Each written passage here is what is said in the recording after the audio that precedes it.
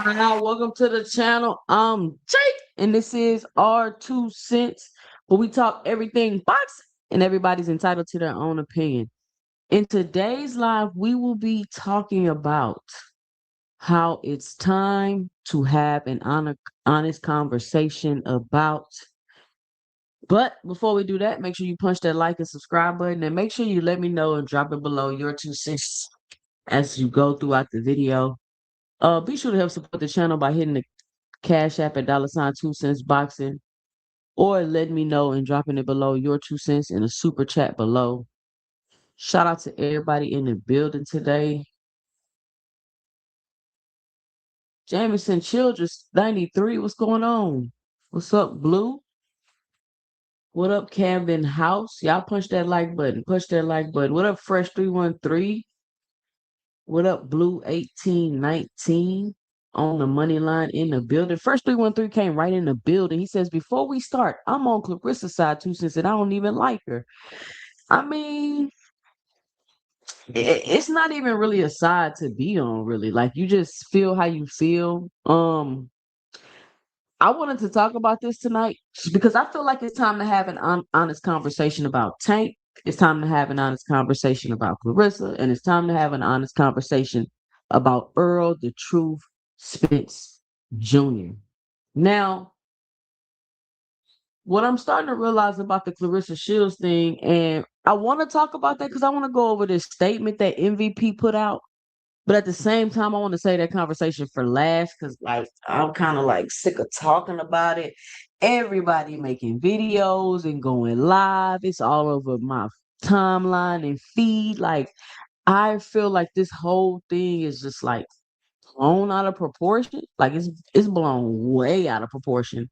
And I'm starting to realize that if people don't like you, there's no objectivity, right? It's almost like if somebody don't like you, like, you deserve to get hit by a bus type shit. And I'm just not like that. Like, if I don't like somebody, it has nothing to do with me being, I can be objective. Like, I can still look at the situation, be like, damn, I don't know why they did them like that. That shit ain't right. That has nothing to do with me liking them. Like, I don't have to like you to be honest about you or what's going on with you or what's happening to you. Right. And people just not like that. Like, their objective truth that they see or recognize is dependent upon how they feel about you. And I don't know. I guess the reason why I'm like a little perplexed about it is because this is like a predominantly male space. So I always think, like, males are more objective and not as emotional. Like, they're more objective and more logical about things and not as emotional. But I'm starting to realize after, talking to hundreds, possibly thousands of men on the internet over the last couple of years, that that's not the case at all. And now I feel like since Clarissa's a woman, it's even more crazy. But we're gonna talk about that. I want to talk about that last. I'll let some more people pull up in the building. I'm gonna probably drop the link because I'm like 30 minutes late. I'm supposed to start at 9. I'm a little late tonight, I'm a little bit behind schedule, but you know it is what it is. I'm here right now. So y'all make sure y'all punch that like button. Y'all make sure y'all punch that like button. We could just start with a few. We could just start off slow. We could slow walk into the conversation, even though we don't got that much time, because y'all know I'm off of here at 12 p.m. 12 to the p.m. I'm off of here at 12 p.m. First thing I wanted to talk about real quick. Let me see if I can find this video. I want to talk about this real quick because I see a lot of people getting like really excited and giddy about this.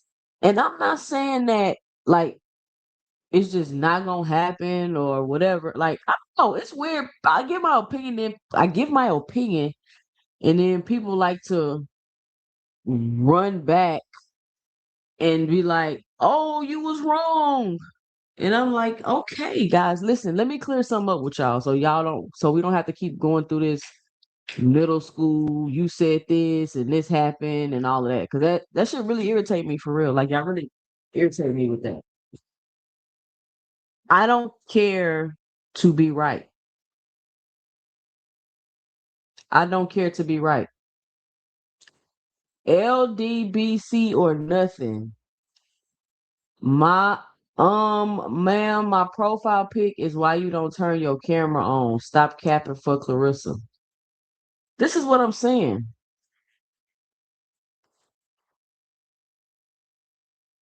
Somebody shoot this, whoever this the LDC plus or nothing. Somebody shoot this nigga, bro. Just grown men just want attention because I don't have the same opinion of them about another woman. Don't that sound crazy to y'all? Or am I tripping? But anyway, let me pull this up so we can chit chat about this real quick so we can get this conversation out the way.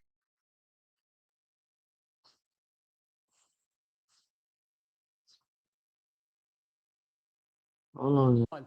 And number two, are you saying that from 140 to 147, you're willing to fluctuate? If you're going to fight him, where would you fight him at, number one? And number two, are you saying that from 140 to 147, you're willing to fluctuate and move back and forth as opposed to just moving up and weight or whatever? What's your intent? Well, my intent, look at my strength and conditioning coach, he said that he believes that I can make 140 comfortably. I trust, the people, my team around me. If their opportunity presents itself, I would love to fight Shakur Stevenson. If you're Okay. So let's start the show off real quick with this, giving my 2 cents about this Ryan Garcia, Shakur Stevenson fight situation. First of all, I would love to see Ryan Garcia and Shakur Stevenson fight, but I would like to see that fight at 147 pounds. And also, first of all, when is Ryan Garcia qualified to fight Shakur Stevenson and be a good opponent? Ain't Ryan Garcia trash? I just be confused. Like, is he still trash or no? Can somebody let me know? Like, can y'all let me know when the trash updates to good opponents? Because I didn't get the Ryan Garcia wasn't trash update and drug cheat update. So make sure y'all keep me posted. So I'm guessing now that Ryan Garcia is not trash, correct? So Ryan Garcia, just to give y'all some little fun facts. Y'all remember them little facts and stuff they used to have on the Snapple things? You used to pop the thing open, had the little Snapple fact in there. Put a one in the chat if you know what I'm talking about. If y'all used to drink the Snapple. Y'all used to drink the Snapple. And then somebody said it had pig sperm in it, then everybody stopped drinking Snapple. But anyway, put the one in the chat if you know what I'm talking about the facts on the Snapple. So I'm about to give y'all a Snapple fact real quick. Ryan Garcia has never made 140 pounds. So even when Ryan was competing competitively, campaigning at the 140-pound division, he wasn't making 140 pounds. A lot of people want to I don't know if they're intentionally trying to do this, but I think when they tell the story of Devin and Ryan, it comes off as if Ryan just strategically missed weight for Devin. And it's almost insinuated like that was his first time and he never done that before.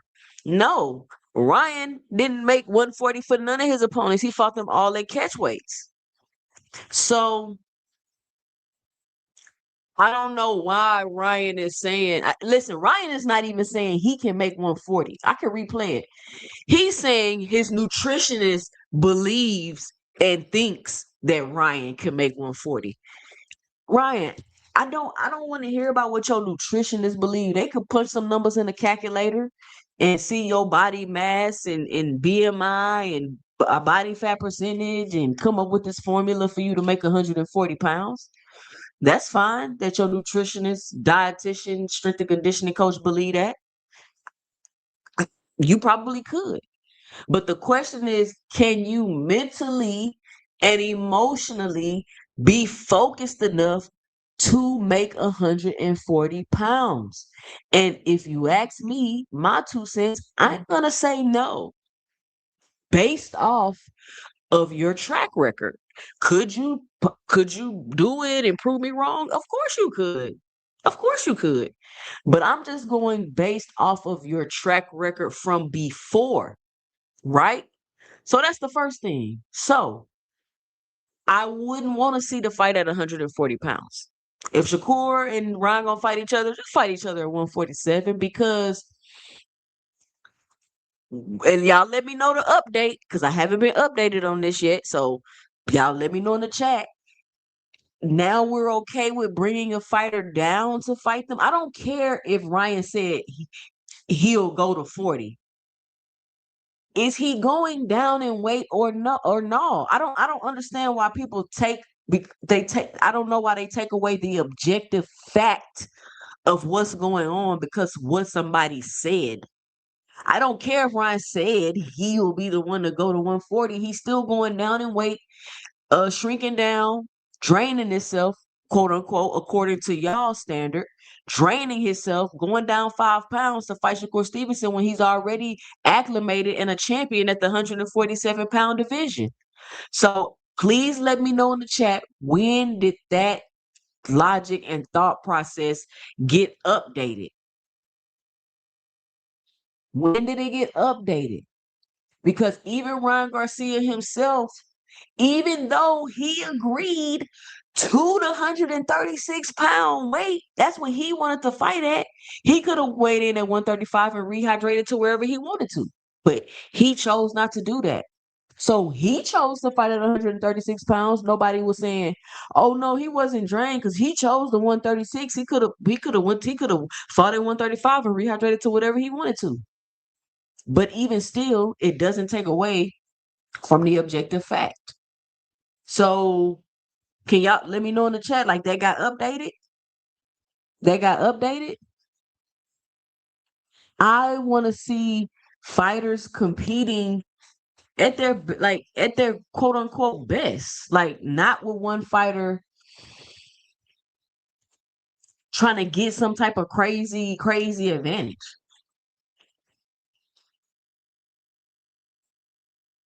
I don't believe Ryan. I don't care if Ryan is saying he can go to 140.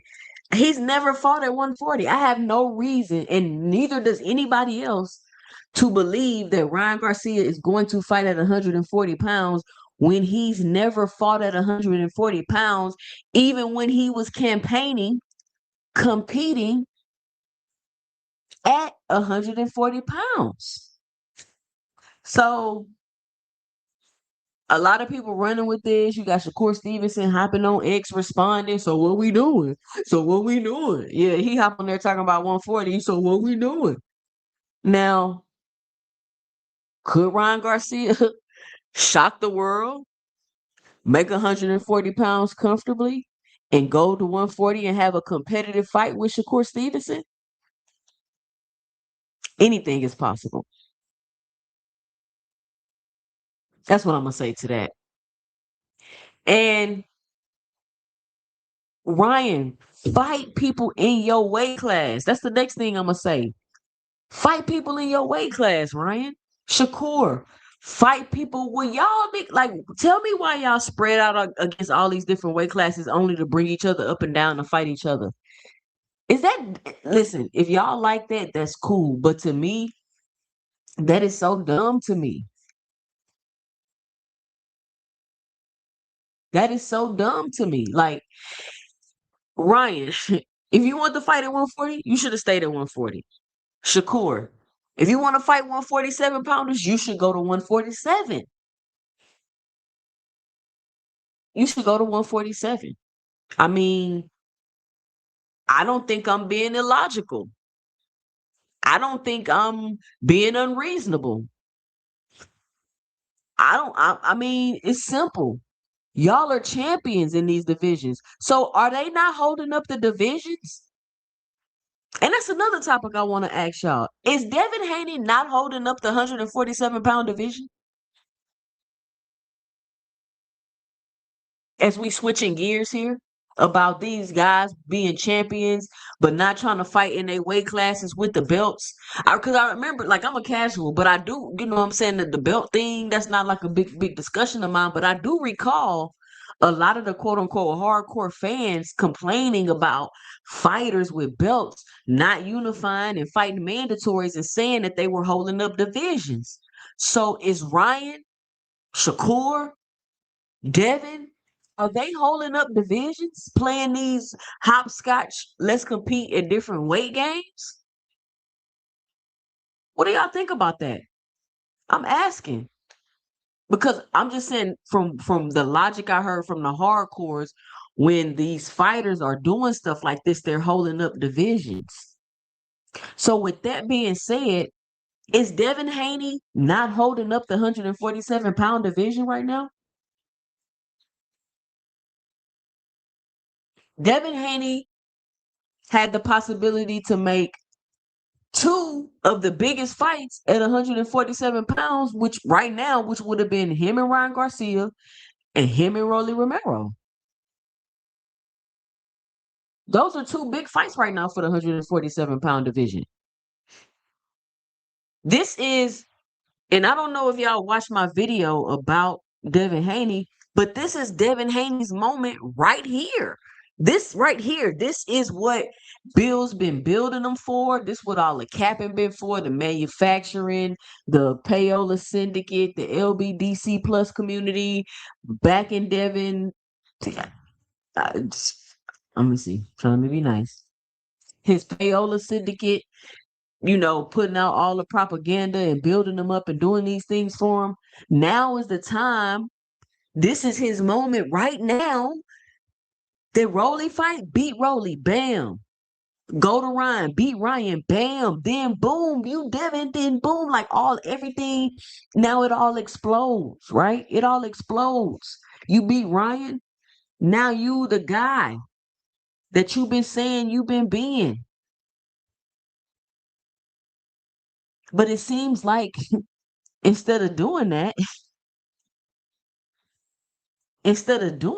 you're like turning your back on it and completely walking away. This is Devin's moment right here. This is your moment to really be ahead of a division, to really say you went through the division and beat the champions and collected all the belts. But y'all have tainted that experience because y'all down talk all the fighters he would have to get the belts from.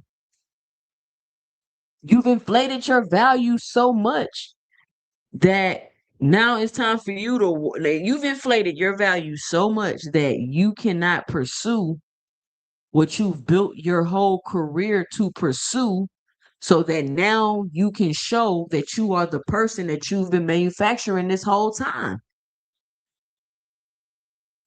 So it's like that's not even must have not even been really what you wanted, what you was really trying to do for real. You fight Rolly, you fight Ryan. Whoever else got the last belt? You fight Rolly, you fight Ryan, and you move up. Like this is Tank is out. Tank is out. Boots is coming up. He got his fight coming up with Xander. It can be Devin, Shakur, and Boots right now running this whole thing. But you know why? Boots. I mean, not Boots, but you know why Devin and Shakur can't participate in that trying to run this whole thing? Because they too busy trying to run game, in my opinion. They too busy trying to run game. They too busy trying to hopscotch divisions. And even Ryan, like Ryan, what are you doing? Connor Ben. And that's another thing. Like, I am sick of them forcing Connor Ben on me. I don't care. Like, I do. If it's I think it's like really two fighters I don't like. I think number one would have to be Tyson Fury, and number two would have to be Conor Ben. Those are like fighters I can really say like I just don't even care what they got going on really. I mean, I talk about them because they fighters and I'm a content creator. But Ron Garcia, why did y'all bring Conor Ben over here to America and shove him down our throat because don't nobody like him in the UK? We don't care about Conor fucking Ben in America. I don't care about Ryan fighting Ryan. This is a stupid fight, Ryan. I don't care about you fighting Conor Ben. I don't care. Like, y'all not gonna force Conor Ben on me. Y'all not gonna force Conor Ben on me. Pay 232 say that nigga Debo don't got a promoter or a network, and he not trying to make no fights unless he has a guaranteed purse, which is why he hasn't made no fights. I mean, that's all I'm saying, Paul. I'm like, I mean, Pay, this is Devin Haney moment right here. And instead of taking your big moment, you turning your back on it and you walking away. You're walking away. All the spotlight and attention is you finally finna get it. So you like right there at the cusp. You're finally finna get it. And then you just say, fuck it. They not paying me a guarantee. They're not paying me enough money. So fuck it. So when these fighters don't get this, you know what I'm saying? Like when people don't want to like Johnson bounce, when they don't want to put the seatbelt on and put the helmet on, when they don't want to put their crash dummy face on, when they don't want to do that, like you gotta understand why. Just like y'all try to say things like Boo's not special and he ain't fought nobody and all. Okay, that's your opinion. Cool. That's fine. That's fine. But all I'm trying to tell Hanos clan, a group of grown men that have come together under the guise of a 27-year-old boxer named Devin Haney and formed a clan where it's a commitment and an oath to unlimited Johnson bouncing and glazing, and they gotta come and take the oath of Devin Haney. He missing his moment, and y'all need to let Bill know that. Because really, his biggest moment is rematching Ryan Garcia. That's the biggest fight that could be made at 147 pounds. Could possibly want to be one of the biggest fights this year. So don't y'all want Devin Haney to be named to be finally be tied to a big fight? The Ryan Garcia fight gonna be way bigger than it was the first time.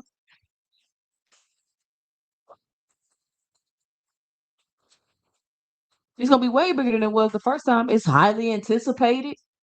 It's a demand for it. What are we doing? What are we doing?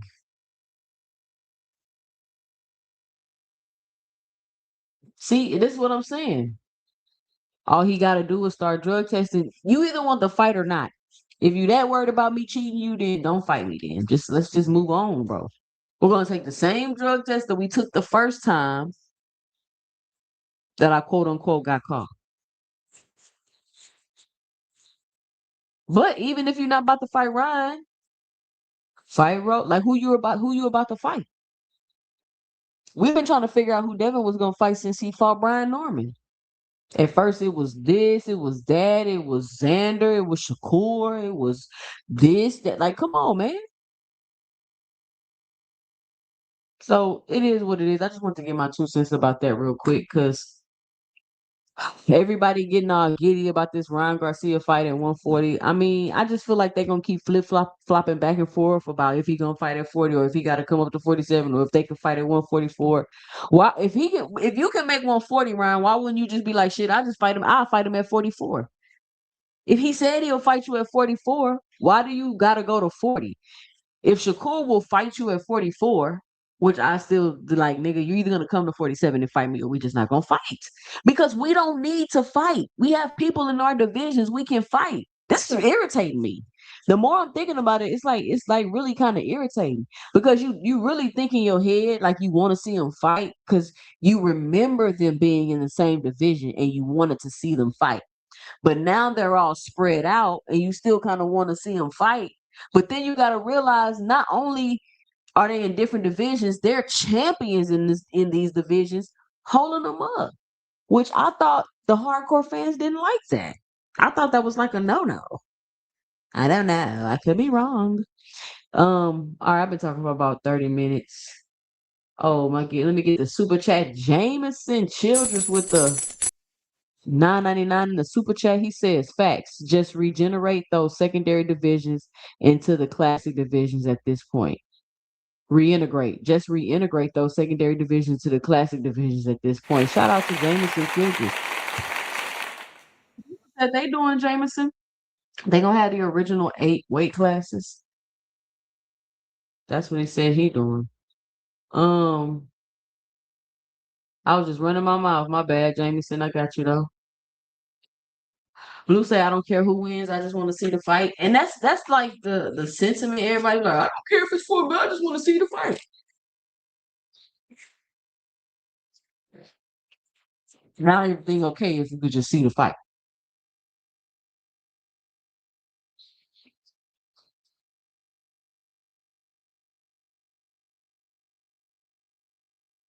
I'm gonna drop the link.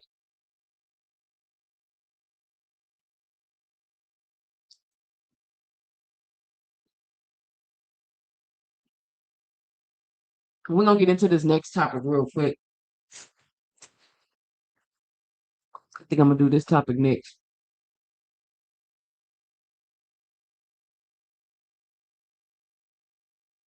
Hold on.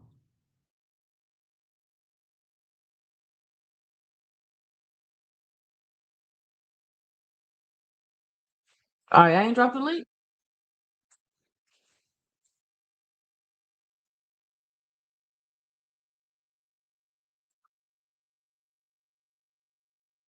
All right, there go the link.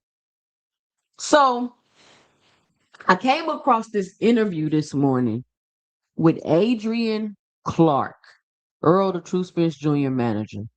And I made a short out of a clip. I'm about to pull it up.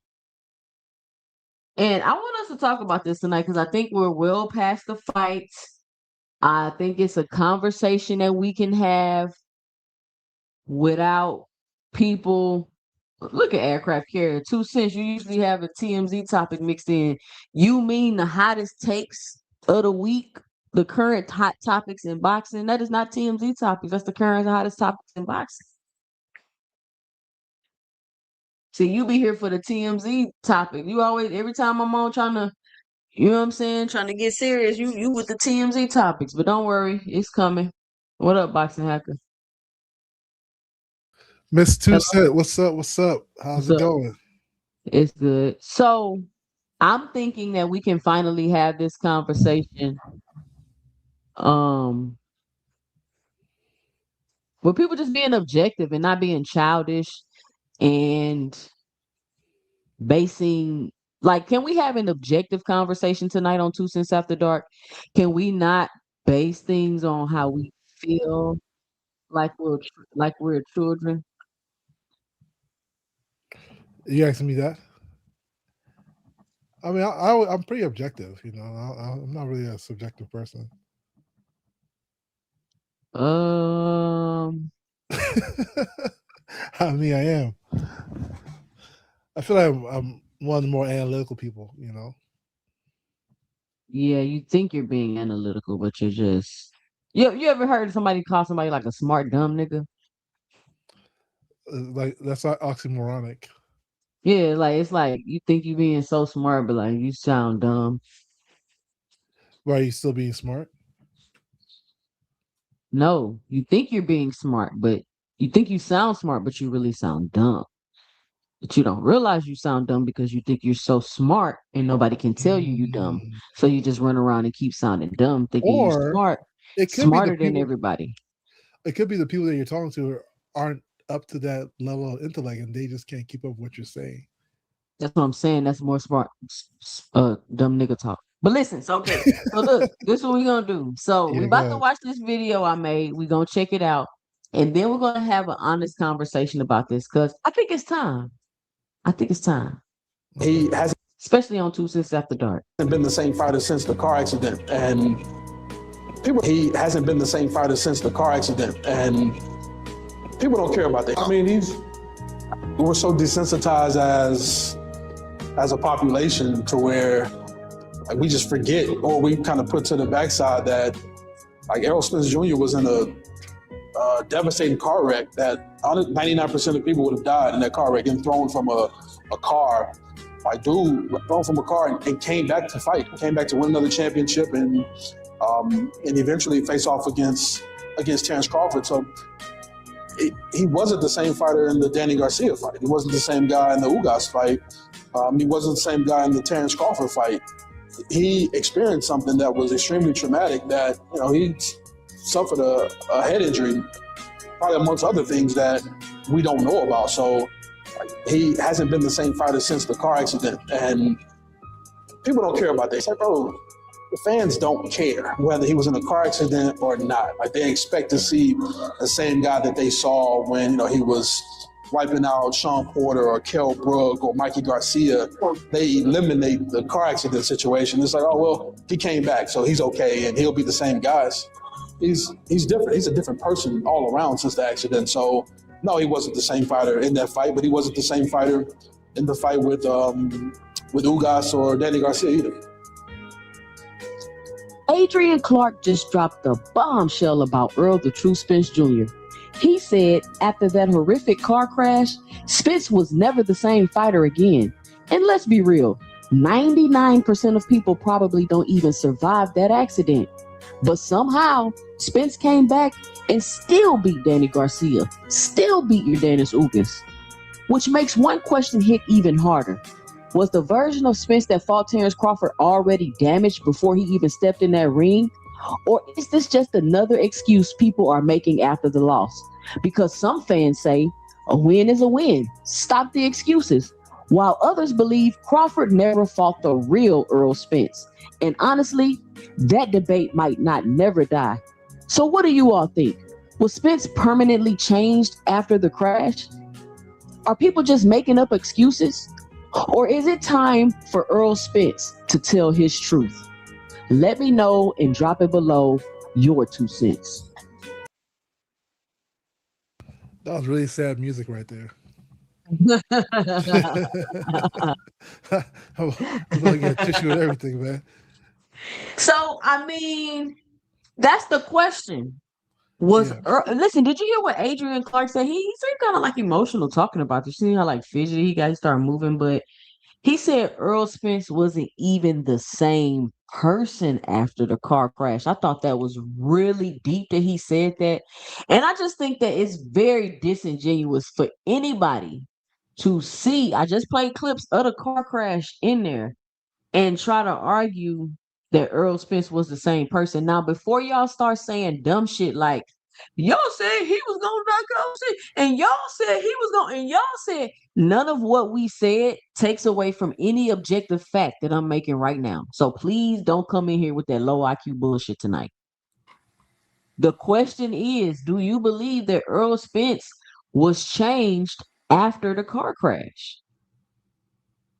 Yep, absolutely. 1000%. Um. You could tell. You could tell by his body movement, by his body movements. He seemed more robotic after the after the accident. Even when he was pivoting, you could tell. If you go back and you look at that Udanis Ugas fight, Look at the way Spence was pivoting when he was turning Udanis Ugas, and tell me if that's the same Spence that you've seen fight Sean Porter.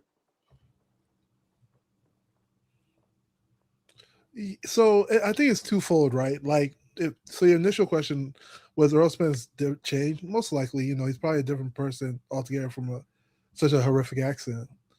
Does that mean anything towards the Crawford fight? Not at all, because here's the thing. It means a That's lot. not what And you then Hold said. on, hold I on. Let think me let me too. just let me just Now, give you this. no, you hold on.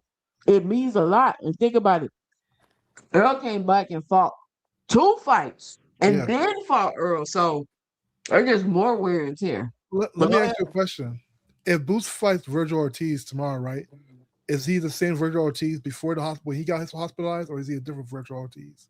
Bro, Like, that's Boxing not the do hacker. same we just say situation. Boxing why did he hacker. fight? Why did he fight Virgil and See, beat that's the Virgil? Are we shit gonna we be be like talking about, bro. Virgil You no just longer can't was no never longer just the same answer a Virgil direct because he got question, Boxing bro. hospitalized? hacker. First of No, all, boxing hacker. yeah, It's not comparable, bro. Please it don't do is. this.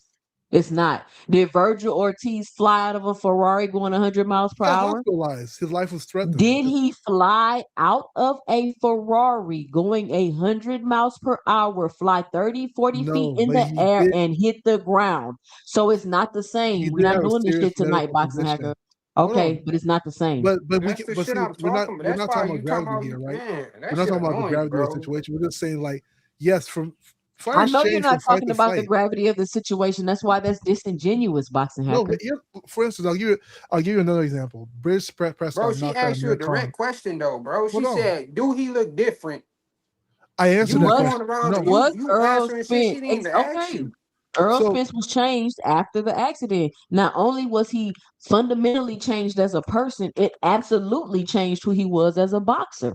I You don't. can't admit to that, boxing hacker. He didn't look that different between. I don't think he looked that much. He Man, also that took man, time off. He didn't look too different from the bro, Earl yes Spence the Okay. fuck prior. he did, I bro. didn't see that much of a difference, But as far as like psychologically, of course, you're gonna be affected by a car accident, you know. He wasn't as much psychologically affected by the car accident as he was But physically because he didn't even remember the accident.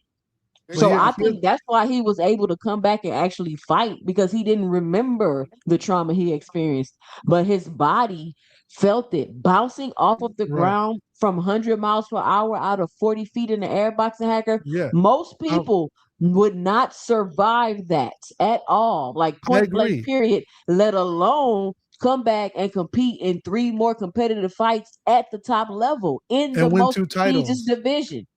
Yes, and win two What titles. that So, doesn't take but away from the objective fact that he won 2 titles. yeah, I'm not. But hold So on, let me let so it Teach go. doesn't. Yo, yo. What's up, Go Teach? teach. All right. I mean, my opinion, I kind of partially agree with what Boxing Hacker is saying, only because, post like pre pre accident, right? Spence was elite, like beating, Kell Brook, beating Mikey Garcia, um, Sean Porter, which I think that not think, which I know that Sean Porter fight should have been a draw. But moving on from that, yeah, Spence was elite, like pre-accident. Obviously, post-accident, and to what Boxing Echo was saying, in some people's eyes, he may still look elite, but and actually, to me, he kind of still looked elite after the accident. But that's not to say that he was declining, because obviously after an accident like that, you're going to be kind of physically impaired. I mean, I personally didn't see it, but I mean, you're just going to be physically impaired after a crash like that. So that's my opinion. Cash Crypto, what you got?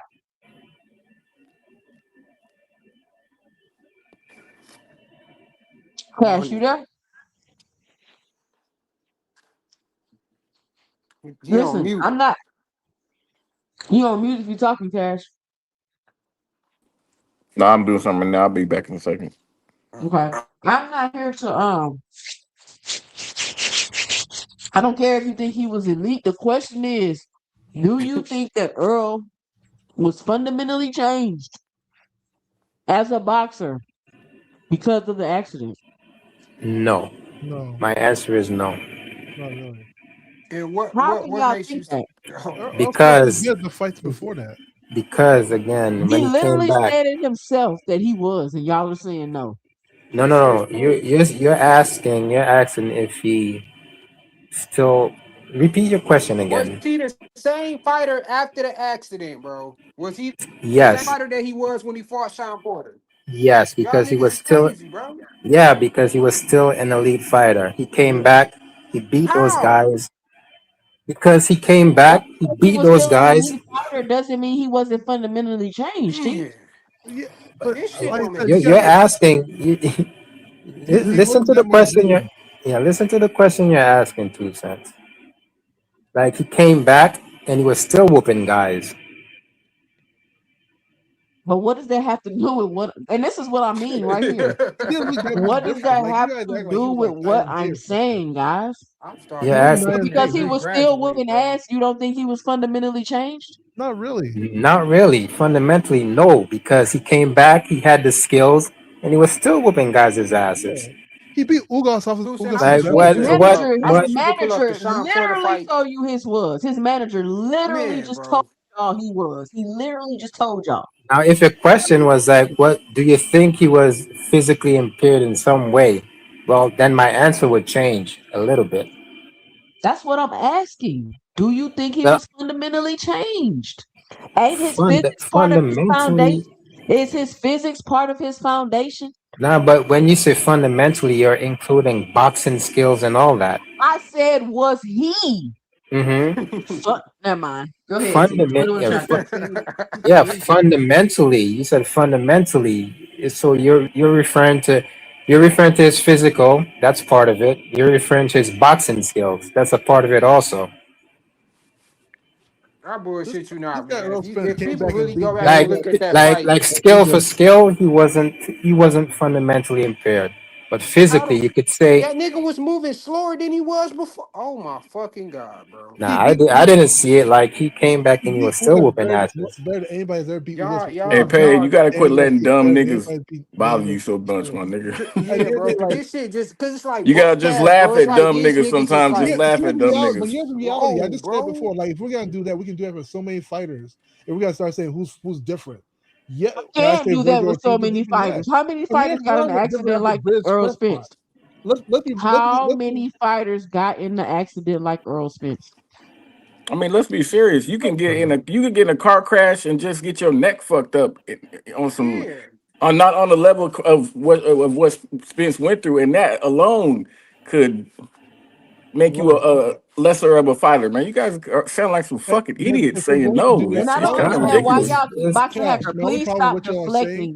if we're No, gonna do listen. that for Earl Stop Spence, deflecting. we have to We're do that for talking about everybody no. else We too. don't have to do it for everybody else because the Like because right now conversation we're trying to create an is excuse about against Earl Crawford. Spence. You're not Nigga, gonna shut talk up when over she me, boxing talking. hacker. You're not Goddamn. gonna talk over me, boxing hacker. We're not doing Fucking that tonight clown ass nigga.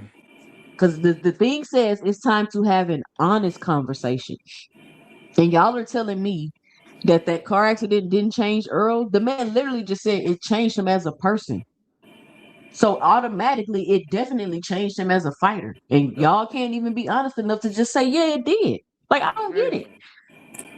I'm He giving you almost two. died. He Yeah. almost like he almost died, y'all. Like, come on. And then he came back 18 months later. He didn't give his time himself no time to recover. And y'all are telling me because he won fights, he wasn't fundamentally changed. The reason why they That's what saying y'all that Mhm. really shit too, think? saying I feel like they saying that Not shit not. just because of Bud, bro. I feel like that's the whole reason why. Because anybody with two fucking eyes could see that that man was never the same after that, bro. How was he never the same, Paid? Tell me, like, tell me fully how he was never the same. In regards to what? Wait, repeat that. How was he never the same? Like, in Bro, regards to what? In regards he to was tell. the way In, his movements mm-hmm. in the ring, bro. The way that he was pivoting. You go back and you look at the Udanis Ugas fight. Even with the what's the name, he seemed very more slower than he was before. So you're talking about physically, Yes, and that I agree with. Like physically, the accident definitely changed him. How about his boxing skills, his IQ fundamentally? that's gonna He all. came he came back and he was still elite, right? He was still elite. He was still elite in his Fighter. IQ. Huh? He was still the best 147 fighter in the division. You guys just go look at some of Errol's fights before the crash and look at the ones I after. This think is Earl That's it's what Spence I'm is still saying. it's the it's Anderson, really man. Like simple you to said, answer this. Hacker, don't talk over me, you goofy nigga. Just wait till I'm go ahead, done, nigga. go I ahead. ain't gonna talk long as you. I promise. Just go look at a couple of the fights before and look at the couple of the fights after. You guys, you will. It's kind of obvious the nigga lost something. Yeah, but what you're saying is that okay? Let's say because I did mention pre-accident. Errol Spence was elite, right? Let's say we're giving him like an A grade for that. Post accident, what grade are we giving him? A. Obviously, I'm not gonna give him like an. I'm not gonna give him like an A again. Maybe like a B None of plus this because it's matters, still. y'all. I mean, I hate to break it to y'all, but none of that But shit why matters. not?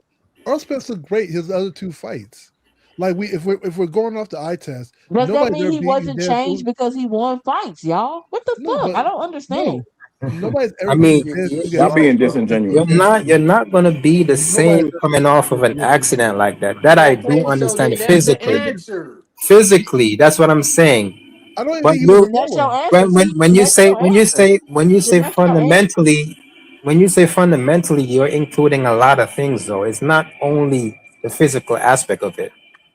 Honestly The, speaking, the Earl Spence question looked better is, against Ugas and Dan Garcia than he did against Cal Brooks. If we're being real shut about it, up, right? boxing hacker. Shut Am I up. Yeah, lying? right, Just man. You stop. saying Wait. Am I stupid lying? shit, Which man. one was more dominant Yes, performances? yes. He was he was not as dominant with Cal Brooks. Cal Brooks gave him problems.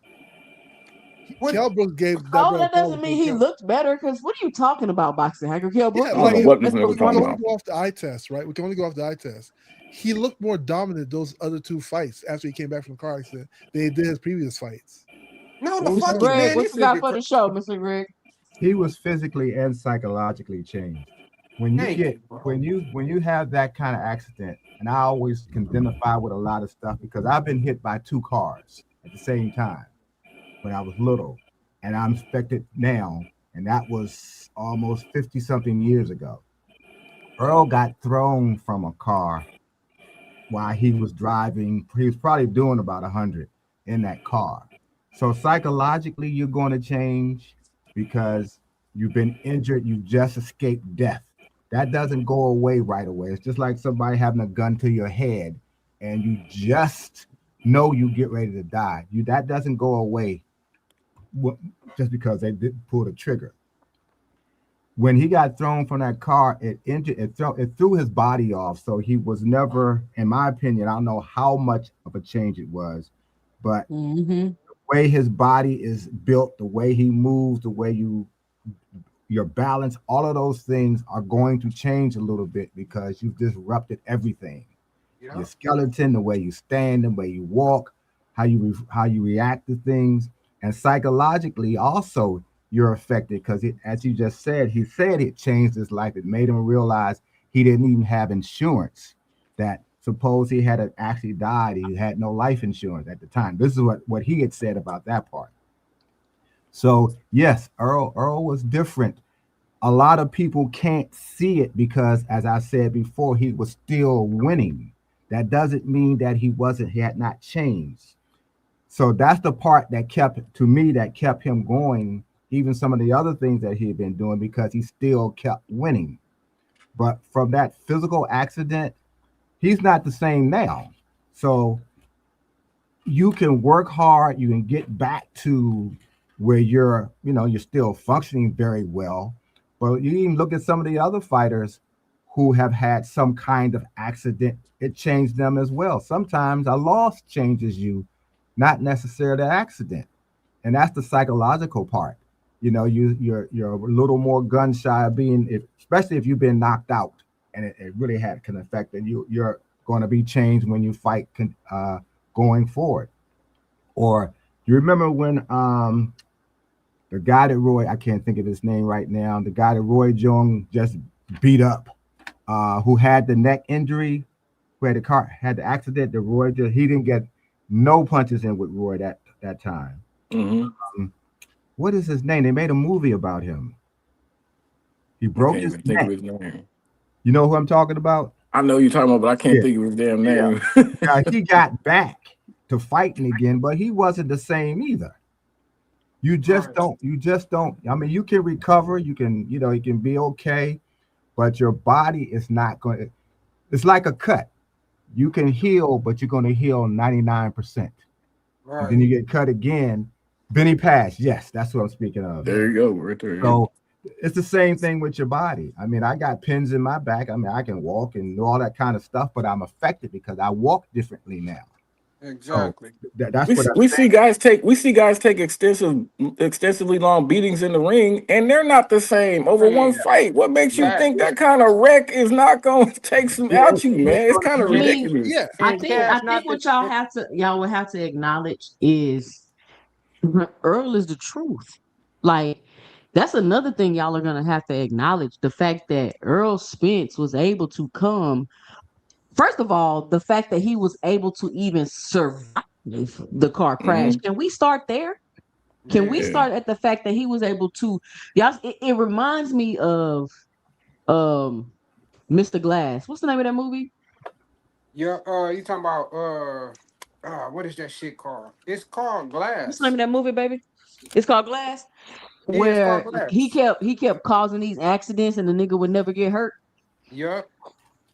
And it's like, damn, like he didn't break nothing. Like he is still got all his faculties. He could still walk and this and this and that. Now, just in that standpoint, that was very fortunate for him.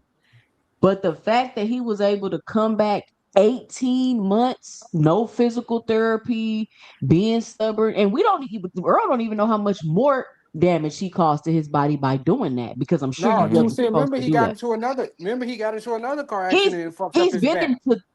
into 3 wrecks, but I don't even want to go there because we can't even get them to be honest about this one, and it's the worst one. Facts. The damage. And I'm sorry. I'm sorry. Go ahead.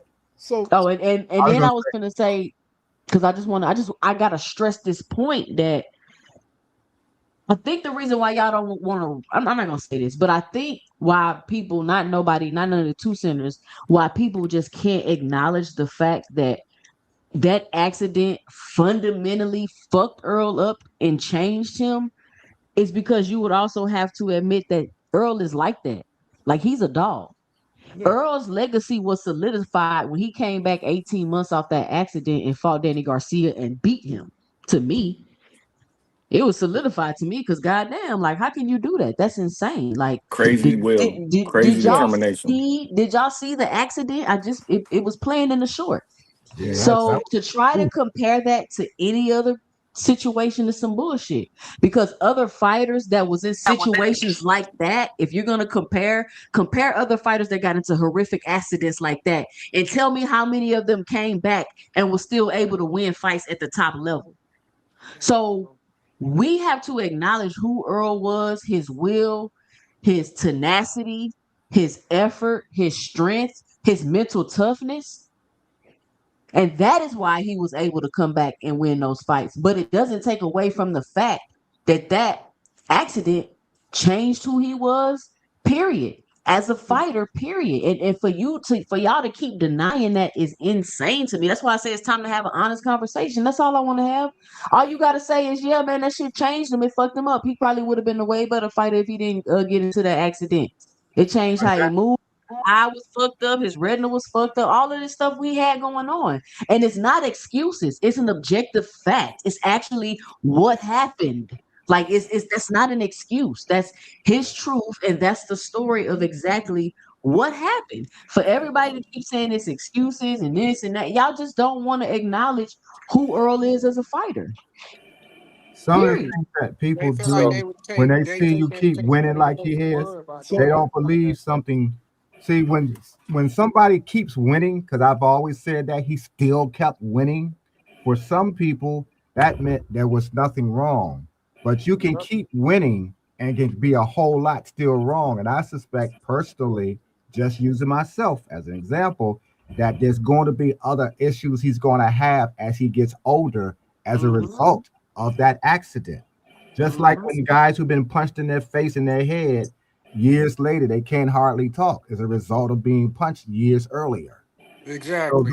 that's the kind of we have to look at that. Earl's a great athlete. I don't take anything from him, but I understand that, yeah, You know, it wouldn't have mattered who he was fighting. He could have won, and there would still could have been some things. There's still things that are wrong. So that's what you got to look at. You can still win and look good and still have some problems. But Yeah. watch as we see him. I guess let's just say 5 years from now. Let's see if he has to sometimes use a cane. Let's see is he and it will happen because of age as well. But let's see if he has to do that. Let's see how he's walking 5 years from now, how he's talking 5 years from now. Is his eyes, does he has to wear his glasses more? Now, some of this stuff will Yeah, happen. he already started wearing his glasses more, Mr. Greg. Right. So some of this stuff will happen in the aging process. There's nothing you can do about that. You can't turn back the hands of time. But you also can have injuries that speeds things up a little bit. You can do all the vitamins, push-ups, sit-ups. I do all that stuff. You're not turning back injuries that are permanent, especially if they got to cut into your spine and stuff like that, because your nerves don't regenerate like they supposed in the same way they were prior to an injury. Right. And Those- let me play this video again for all the new people that just came in so we can get caught up on the conversation. We having honest conversations tonight, y'all. That's what we're doing. We are having honest conversations. Let me pull this video back up. Give me We a second, trying y'all. to.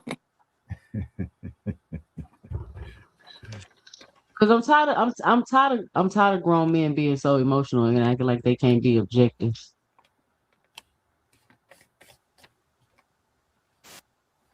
Hold on. Asking y'all to say admit. Man, ain't been the same fighter since the car accident. That's it. Y'all can't say that. That's crazy. There's more that goes into it, though. It's not though, bro. There's I no mean, more to go into Greg, it. Greg explained it. Greg explained it.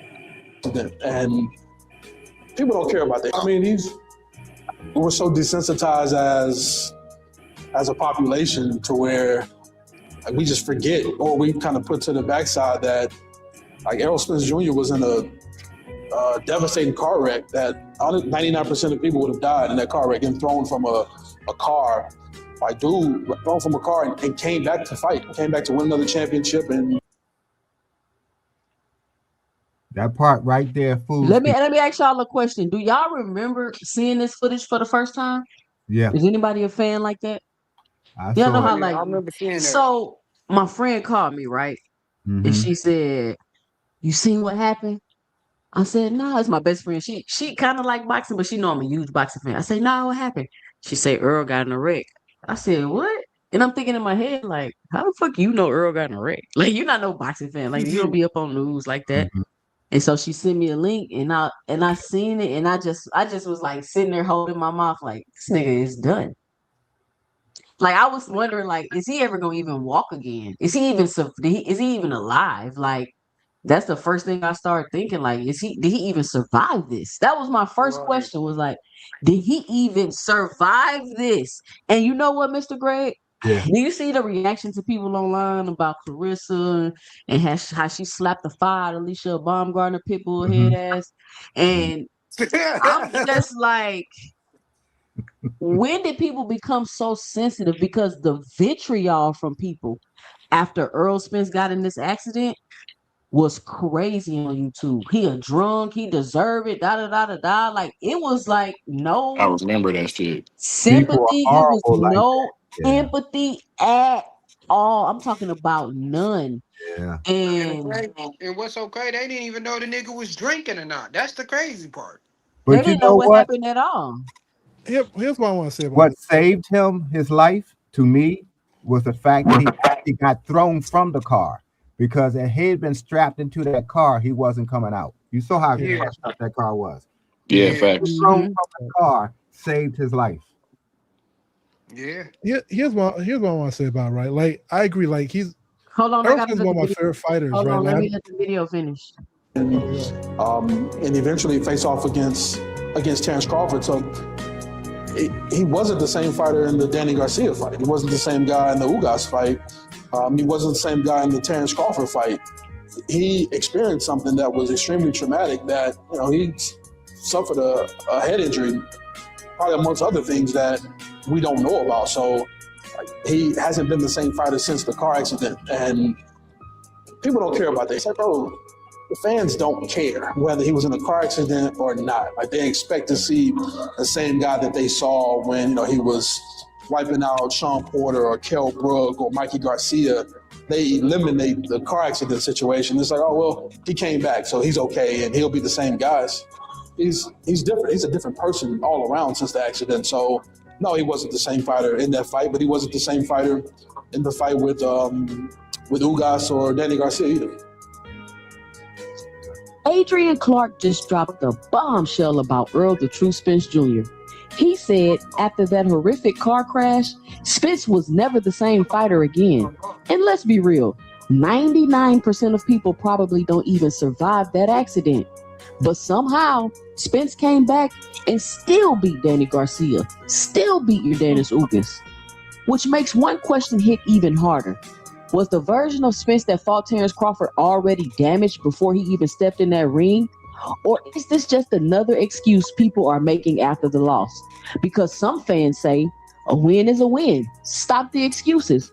While others believe Crawford never fought the real Earl Spence. That's the car, y'all. You know what, 2CENTS? I'm glad you said that last part. Do y'all remember what Bud said? And I'm a Bud fan, and I think from a skill point, Earl wouldn't have beat him regardless. But do you remember Bud said that this was easier than I thought it would be? Yep. That is because he was seeing in the ring in real time that the Earl that he expected to meet in the ring for that fight wasn't the Earl that he actually saw. That's why he said, "Oh, this is much easier than I thought." So you got the man who beat him already acknowledging in the course of the fight when he talked about the fight how much easier it really was. And the reason why it was much easier is because Earl was a different Earl than the Earl that he had been seeing prior to some of the things that took place. Now, Earl did some other stuff to himself, but the accident was a huge factor in how Earl is. Psychologically, Earl is still intact. But of course, you're going to have some residuals effect from any kind of accident, just like a burn or a cut or something. There's going to be some scarring there. And psychologically, I think Earl was probably, I would say, and this is me guessing, I would say Earl was probably about 90% there. Physically, I would say they got him in the best shape that they could have gotten him. But again, you lose something when you get hurt like that. And there's nothing you can do about it. And that's the part I was stressing. Even though he wasn't 100, he came back at 90 and was still elite. Well, he didn't come back in on 90. Let me finish the No, video. but this is the goal. This is the goal with Greg's example. Let me finish the video. And honestly, that debate might not never die. So what do you all think? Was Spence permanently changed after the crash? Are people just making up excuses? Or is it time for Earl Spence to tell his truth? Let me know and drop it below your 2 cents. Yeah. Did he say he's doing a documentary soon? Yeah, we gotta have to wait on the biography. I don't know if he was being sarcastic or what, but he probably got a lot to say. No, I think he needs to talk on that one because he probably will talk about a lot of the stuff that led up to even that, which is you'll get a fuller picture as opposed to the speculations, the different stories. Hey, Miss Barbara D in the big. So, Mr. Greg, I remember you pointing this stuff out too on Marty's channel, man. so here's the only thing I want to say about this, right? So, like, I hear what everybody's saying. I agree. Like, Earl Spence probably was a different fighter, different person. But we just can't equate it to the fight. The reason why, because think about it. I always Nobody's say, nobody's equating this to the fight. We're not talking about the fight. We're not talking about the fight. We're not equating this to the fight at all. We're talking about Earl, we're talking about Earl. Nobody's equating anything to the fight. That's y'all that keep equating everything to the fight. Yeah, man. We're not doing that. The buff fight, the original Earl, that he fought a different Earl. He fought the Earl that beat Ugas. He fought the Earl, It's fight by fight. Okay, Yes, Hacker, it's we know about that. Earl that beat Ugas. Earl was that was after the car accident. I'll give you an example. Let me just put this example. We out don't there. need your no examples, fucking nigga. example. Let me just God damn. Hold me on, just let land. Boxer Hacker give his example, and then everybody just Let be me quiet, and let then me we're gonna let just Don land. go.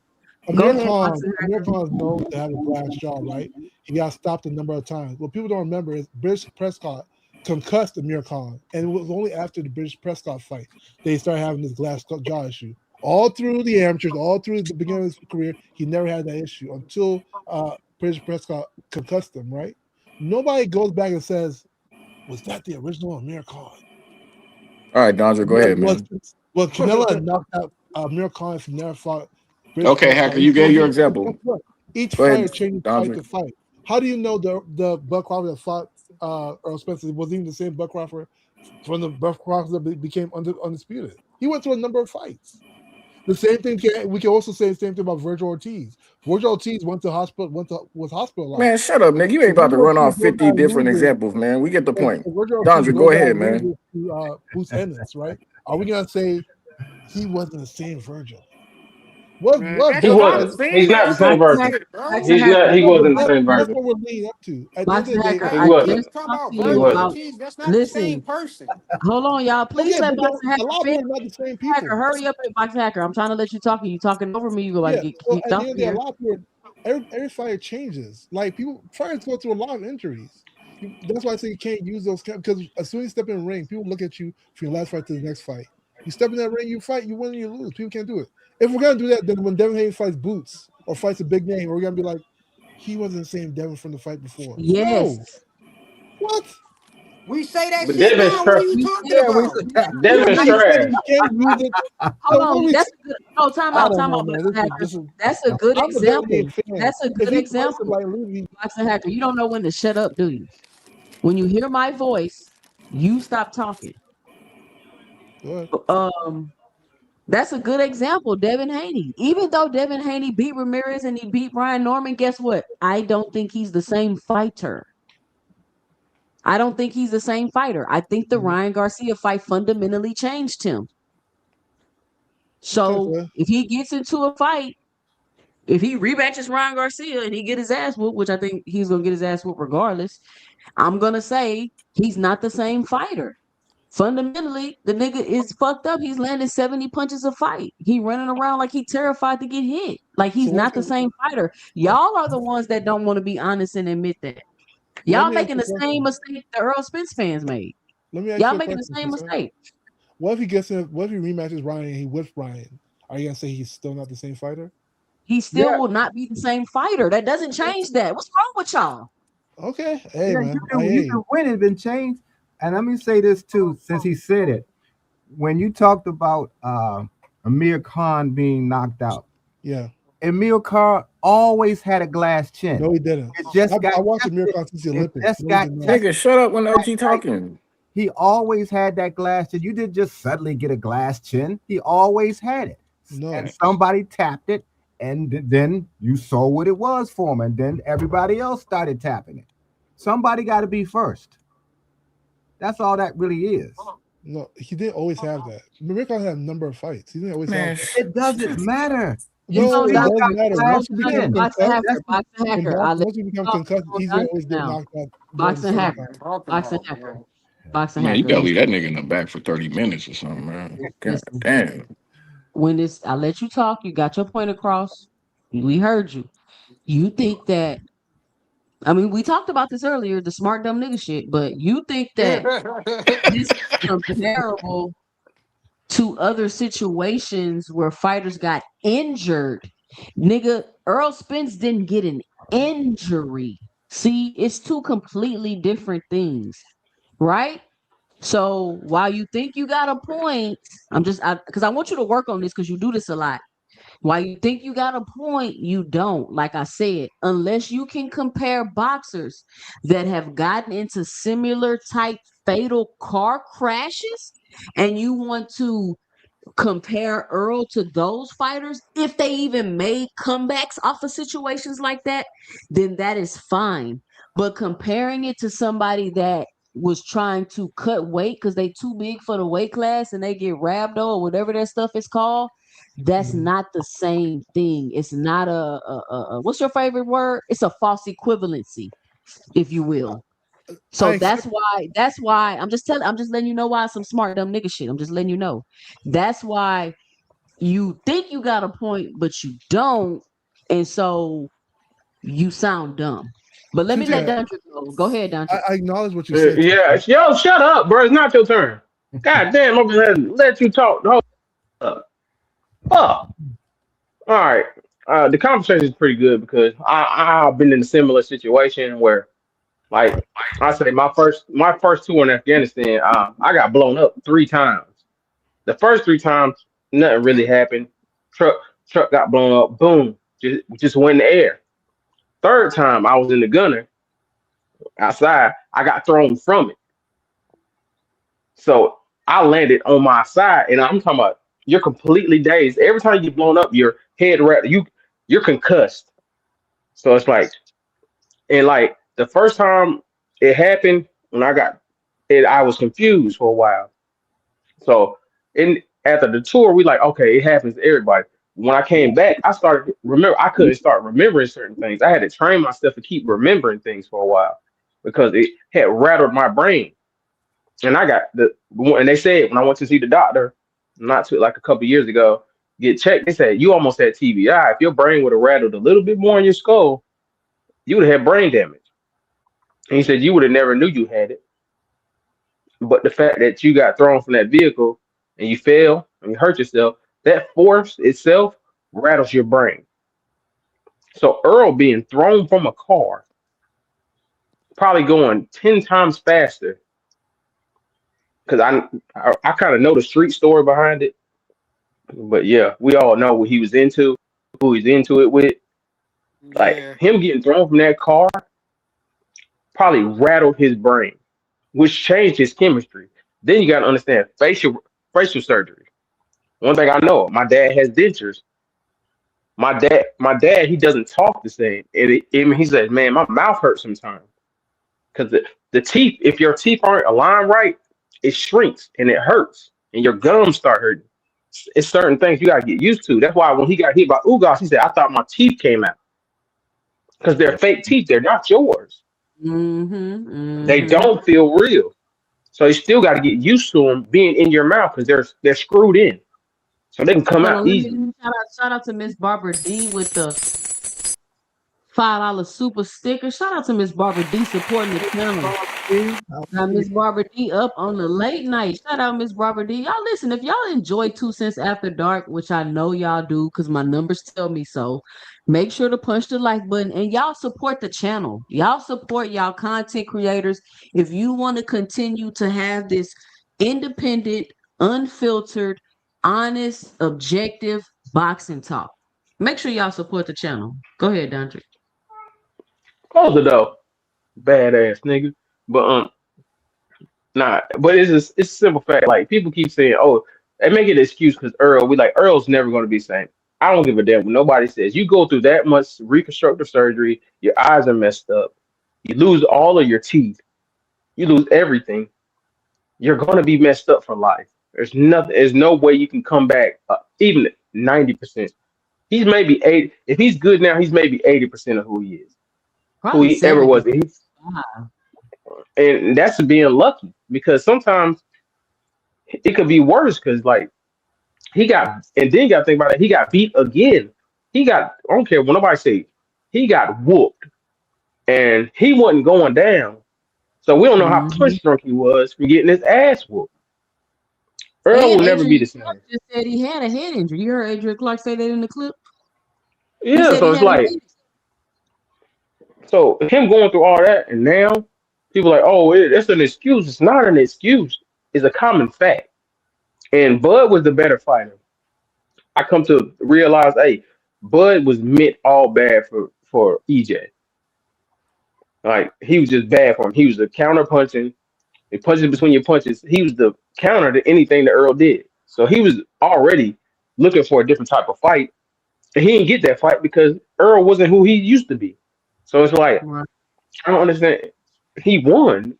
Bud was the better guy. It's not taken away from him. But we can still say Earl is not the same guy.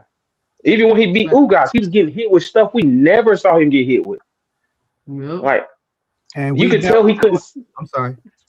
Go ahead, OG. I was just saying we never saw him back away from a punch like he did when he thought his teeth was. I mean that's when you could tell something was wrong with him then, because he get hit when he got hit in the mouth and he backed away because he thought his teeth got knocked out, and he said he was checking his mouth. That's the psychological aspects of what has happened to you, because before you wouldn't have. A fighter normally doesn't do that. You expect to get hit, but Earl got hit and he thought But something was wrong with his teeth. the referee said stop, Mr. Greg. Huh? The referee said stop. I Like, didn't. yeah, I when you didn't. go back, you replay that clip in that part, Mhm. the referee says stop. But then Ugas keep punching, and then the referee just standing there like he ain't say stop. Yeah, I just saw that he was checking for his teeth. I'm like, wait a minute, that's unusual for a fighter to do that, because no most fighters that got the mentality that Earl has gonna keep fighting. You hit him, he hitting you back right away. So those are some of the that I mean, I don't know.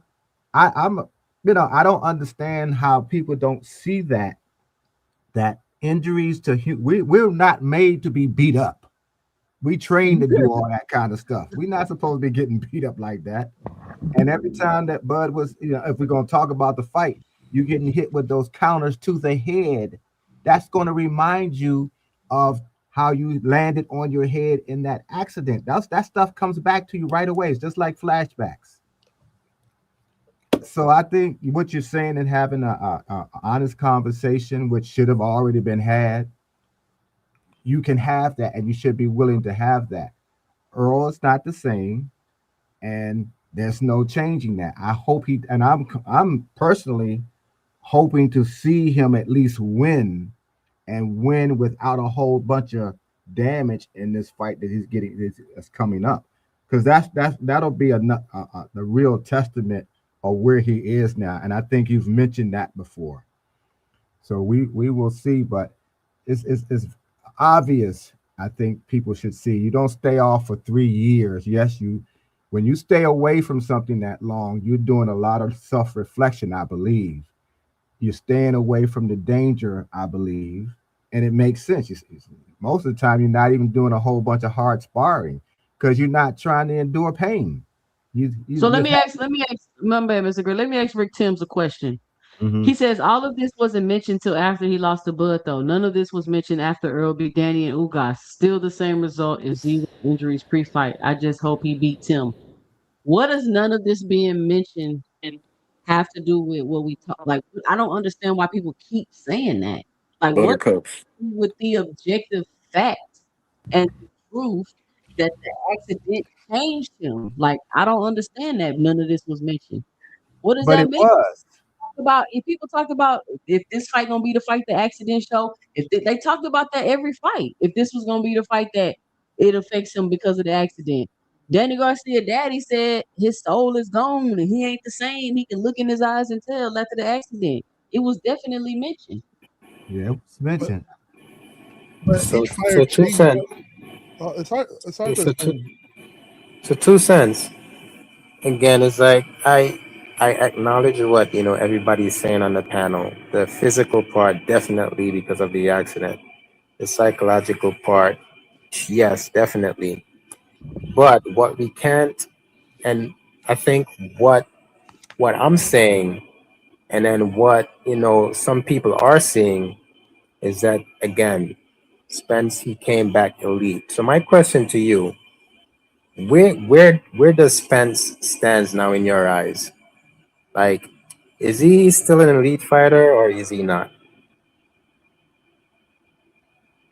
I'm not questioning about his skill or if he's an elite fighter or not. Like that doesn't he's always once you're an elite fighter, you're an elite fighter. You don't lose your eliteness. So I don't that's why I don't understand your question. He's an elite fighter, yes. Is he fast, as quick, is in his prime and all that? No, he's not. But you cannot no longer be an elite fighter. Once you're an elite fighter, is Muhammad Ali an elite fighter? Yeah. Was he an elite fighter when he retired? Yeah. He's always gonna be an elite fighter. Like I don't understand what you I mean, what's your question.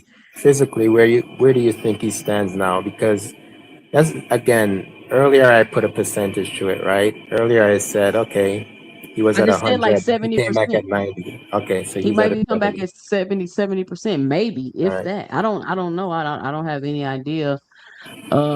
Spence is a big question mark to me. Like I don't know what he gonna come back. He off on a 3-year layoff, the injuries, the loss, all the stuff he already got piled on that he's had to go through. So I don't know. I don't know what Spence is gonna come back and look like. And even if he come back and beat Tim Zoo, that don't mean that the accident didn't change him. None of Yeah, it doesn't. and None of and that I means agree. anything.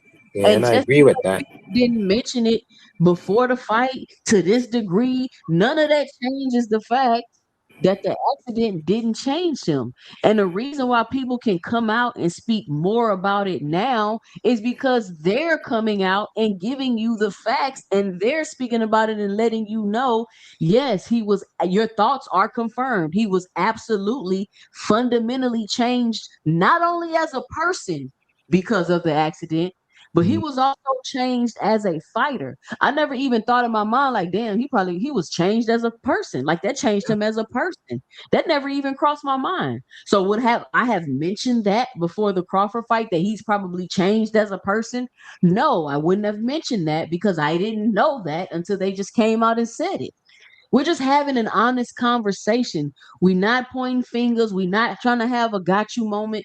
We're just having a mature, honest conversation about the car accident and how it really affected and most likely derailed the latter part of Earl Spence's career. Can y'all not say that? I mean, The Buttercups think we trying to shit on Buzz. Y'all can stop We're melting not because even that's not what we're talking about doing. Bud. I I know the know, but that's shorts. all they Listen, no, no, hear. no. Because they not listening to the conversation. The short when I made is asking people to comment about the Terrence Crawford fight because I'm trying to get people to engage and comment and all of that. But the conversation we're having here on the panel is can we have an honest conversation and just admit that the accident fucked up Earl Spence? That's all I'm trying to say. yeah, I It mean, it was fucked fun. him up. No, I agree. I think he got messed. He definitely got messed up by the accident, and he's definitely brave for coming back into the ring. The problem is that like he still looked good his other two fights. Like you judge fighters based on fight by fight basis. He was very dominant with his other fights. He was super dominant. Like nobody's done to Danny Garcia what Earl Spence did to Danny. Nobody's done to Ugas. Ugas came off being Manny Pacquiao like Manny Pacquiao was a little kid. And Earl Spence I could made his life argue I that's believe. a lie. I could argue Manny Pacquiao made that's a his guy. lie. You just lied. Like, Wait, wait. Ugas beat Manny Pacquiao worse than anybody ever And beat him. what Barrios do to Ugas? Man, shut up, nigga. You just be saying But dumb what shit. come is on, okay? bro. I hear Wait, what wait, you're saying, wait. And Boxing Hacker. But what does that have to do with what the point so I just when you're made? That it fucked so him like up. we can say he's different, but like as far as skill for skill, like he was still very talented. He was So still I he was I still the think Two best of the Cents best wants in us to take 147 division. He Two was still the Cents best wants of us the to best. take the skill point out of it. So it's just Yeah, I mean psychologically what happened to psychologically, yeah, Spence, we don't which know we agree what with. demons he was struggling with from the car accident. I'll give you that. But as far as what we see in the ring, he looked more dominant than he even looked prior. No, He he looked, didn't. No, he didn't. bro. Who Nigga, he was getting hit with shit that we like, Earl, why is you getting hit with that? by who? By What who? Who is he getting by hit ooh with? guys? By Because ooh Earl guys. Spence He got hit with one because clean shot by Ugas. What are you talking yeah, about? getting his He ass got hit a lot more than that. What the fuck are you talking Oh my about? gosh.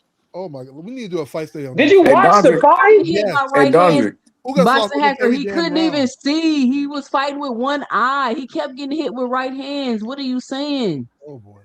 now Dondrick made a good point about when he got concussed in that damn tank shit. I mean, shit, Yeah, Errol might have had some serious shit going on where he was forgetting certain things about his game in the middle of the damn match. I mean, ain't no telling. you Yeah, can It's like really still nothing look to good argue, and in Boxing like the Hacker, ring. because you agree with me, Boxing Hacker. You agree. So I don't even know yeah, why you agreeing and then trying but to keep making we an still argument. There's judge no fighters argument. by You agree. The fight, the accident fundamentally not only changed Earl Spence as a person, but it definitely changed him permanently as a fighter. You he's agree. There's nothing else I don't even know to go back and what forth really about. I don't changed him. understand what you're talking about. What I'm saying is that his when you look at when you do a fight study of who he was after, like it's miraculous to me. Like I thought Earl Spence was gonna be way worse it's very miraculous to me that he went through that and was able to dominate these other guys who are both were on top of the division as well. He was able to dominate them like it was nothing.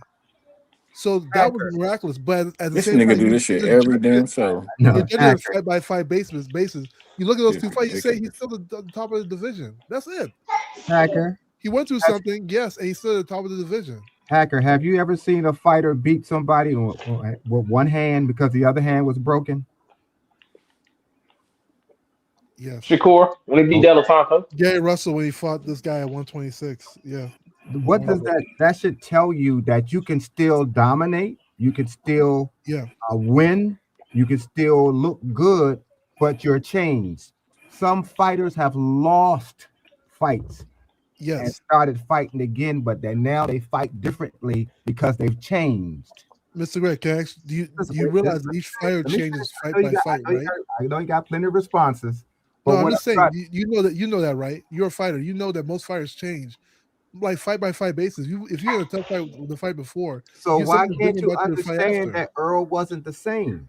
Yeah, but I acknowledge that. I keep acknowledging that. I'm not saying. But see, that's saying ended right there. But what I'm saying is that he's dominant. Yes.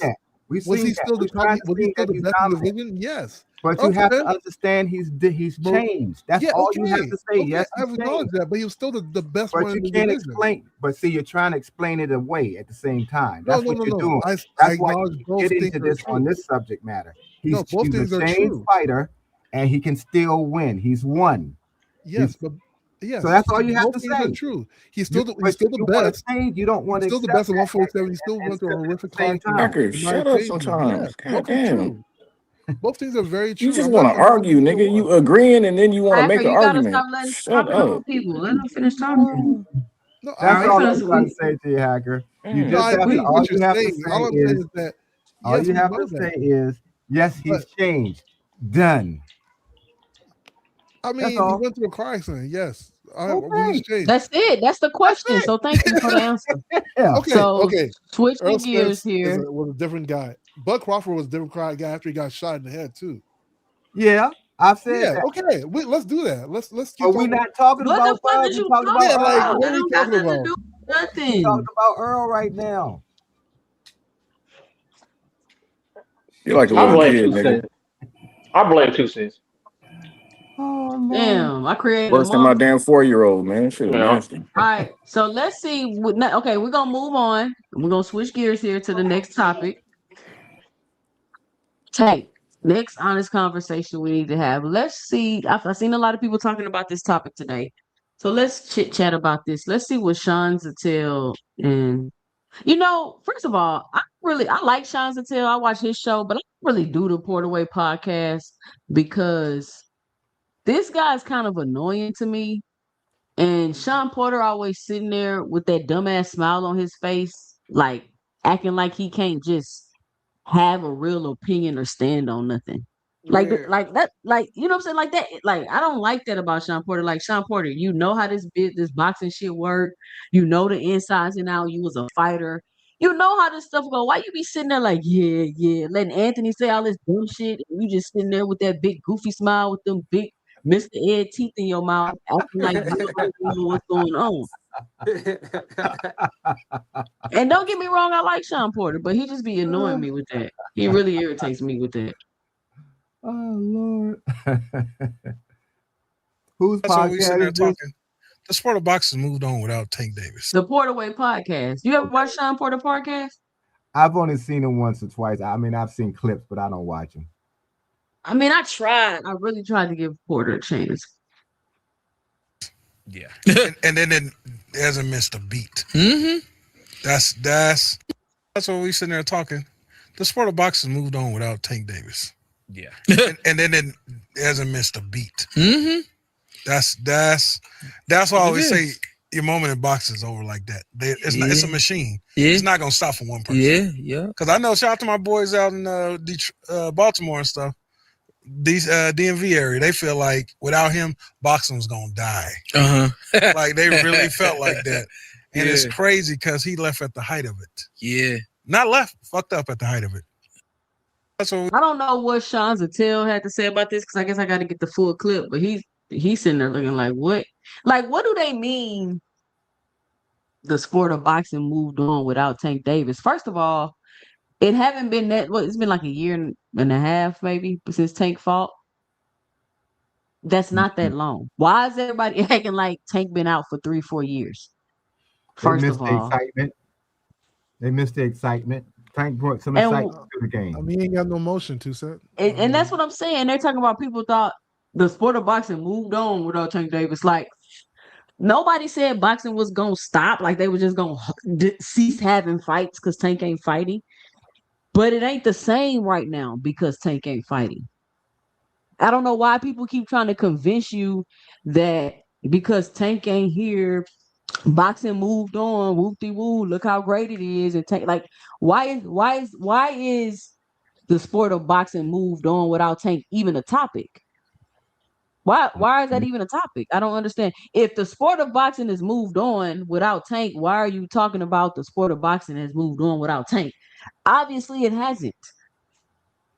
He got them. His comeback is anticipated. People are anticipating and waiting for him to come back. He's still damn near everybody's biggest fight. See, people thought that, oh, we don't need Tank no more to get big fights because Turkey just gonna keep giving us the welfare check. But now it's seeming like to get the welfare check, you got to make big fights or do whatever Turkey telling you to do or get in the pool with Diddy. I don't know what you got to do to get big money from Turkey, but to keep trying to convince people that the sport of boxing has moved on without Tank, it hasn't. As soon as Loma announces he coming out of retirement, people start matching him up with Tank. So how is the sport of boxing moved on? Which it has moved on because of course it's gonna keep moving on. It's not like the boxing match is not gonna stop. But I don't get the I just don't understand the conversation. Basically, is what I'm trying to say. Yeah. I don't get it. Can anybody like They missed the explain excitement. that to Yeah, me? I can explain. I They mean, missed the excitement. you. Tank I brought mean, I don't think it's excitement. about. I don't think it's about missing excitement. I think what happens there is that he was a popular fighter. So, but now like he hasn't fought for over a year. Fights has moved on. Fighters are now looking elsewhere. Like the fighters, his contemporaries are now looking to fight each other. It just seems like boxing's is about what you have done for me lately. Like if you're not around, it's like people So start to is a forget. year a long time, boxing hacker? I mean, doing like not saying nothing, nothing happened, nothing. Yeah, a little bit. I mean, we're So like here when wondering Devin what when Devin. Devin Haney Check sat this out out, too. when We're, Devin we're, when we're Devin here Haney asking sat what out Devin's for gonna that do year, next. you was like, fuck, where boxing moved on. Fuck Devin Haney. He been out a year. That's how you felt when Well, Devin he sat out wasn't. that I year? mean, but check this out, 2 cent. We're asking what Devin's gonna do next. Devin fought in November. It hasn't been no Man, year. that's not what she asked you, it bro. hasn't been a year. God damn. Yeah, when It's Devin, so when hard Devin for and this Ryan nigga weren't to answer fighting, the right boxing moved question. on. Yeah, when Devin and Ryan weren't fighting, like you just look at Who the other said, can you fights. ask him the question again? Because obviously he don't fucking It's the same comprehend, thing. bro. Even Devin, and no This anybody, nigga is like nobody's crazy, bigger bro. than So Like this okay, nigga anybody. act let like me he get the got an super chat. elementary Let me get education. this super chat and let me get somebody else up in here. Marshawn West with the $10 in the super chat. She says horse teeth is a hater too. He is part of the Bud Buddies crew. Shout out to Marshawn West. Yeah, so I heard Sean Paul back, uh, just co-signing all this stuff Anthony said. If they feel like boxing has moved on without Tank, that's their opinion. But it's like, let's stop being silly. He ain't been out of boxing that long. When Devin Haney sat out a whole year, nobody was crying and acting like he just wasn't gonna be remembered. And nobody was doing all of this melodramatic shit y'all be doing behind these fighters. I don't get it. Like, it's really annoying because it's like y'all could be so objective and understanding about all the situations, but when it comes to certain fighters, it's like y'all start glitching, like y'all brains start malfunctioning, and then now all of a sudden you're not reasonable and logical. You can't critically think. The man ain't been out the ring that long for everybody to keep talking about boxing, then moved on without him, and then it just doesn't make any sense. He's only been gone like a year and some change. Right. Like, what are we doing? Like, it's the shit sounds dumb. And then when you got to come on here and try to defend it, y'all don't have no real defenses. Y'all just start calling people names. It's Like, stop crazy. doing that. It's It's just stop crazy. doing that. It's so Both of crazy. your How can you say somebody is popular, but then dismiss it with the next question, with the next sentence? The reason why they're popular, hacker, is because they bring what? Excitement. People anticipate going to their fights. That's where the excitement comes from. People enjoy the fights. People want to see. They can't wait for him to come back. That's called missing the excitement of going to watch a fighter. And that's what you have not been getting from the Man, guys still I don't fighting. know about that. man, I 100% agree with what that guy said. Like boxing is not going to skip a beat. It Yeah, doesn't matter who the star is. Like Tank is one of the biggest names in boxing right now, right? Obviously, we know his skill, knockout power, and all that. Like he gains like the media attention. But again, when we talk about people like Mike Tyson, when we talk about people like Floyd, Pac-Man, Oscar De La Hoya, right? After they left, did boxing stop? No, that No, shit just went But on. see, So nobody ever said boxing, it was gonna stop. I don't even know that's why the this is an problem. argument. but then it's Nobody moving ever on. said but that, so I that don't even know why But that's the why opposite of anybody but is you what got you saying got to that. listen to close to you got to listen to what he said though. Like Why boxing is did? not going to skip a beat even if But Tank is gone. but who said they was gonna You stop cut though? That's Mr. the Greg off to issue. say some bullshit, nigga. Next time, wait your Hey, turn. Yeah, but then hey, if you guys are And not that's saying the that, then issue. y'all agree Why with what if, he if the said. boxing moved on from him, Emotional then ass niggas, man. why are they even talking about it? Yeah, but he just commented on it. But if But if you why? if you What made guys him make that comment? if you guys are I saying mean, boxing didn't stop, then you guys are agreeing with what he said.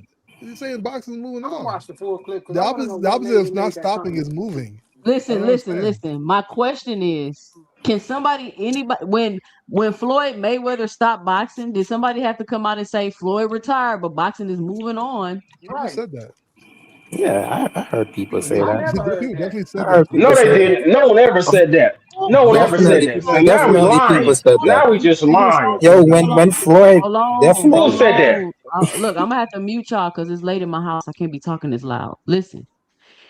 So y'all are telling me that y'all think people thought that if Tank wasn't fighting, there would be no more boxing matches?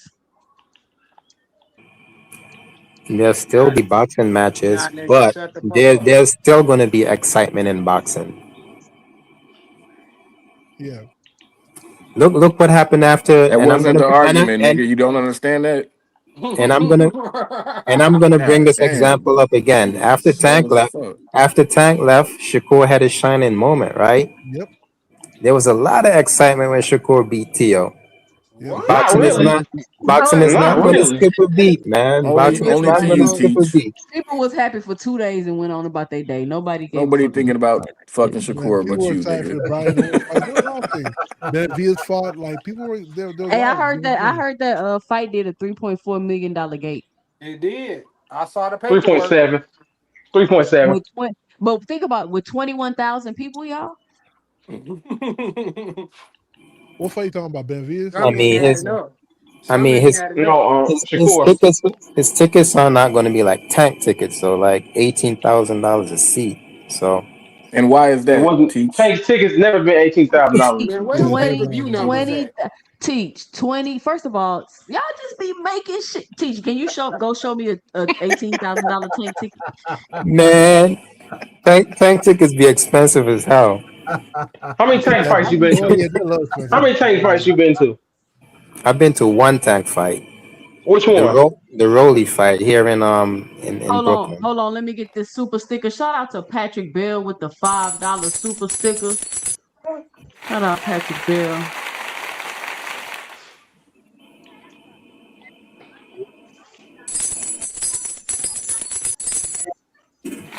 Steve Jackson.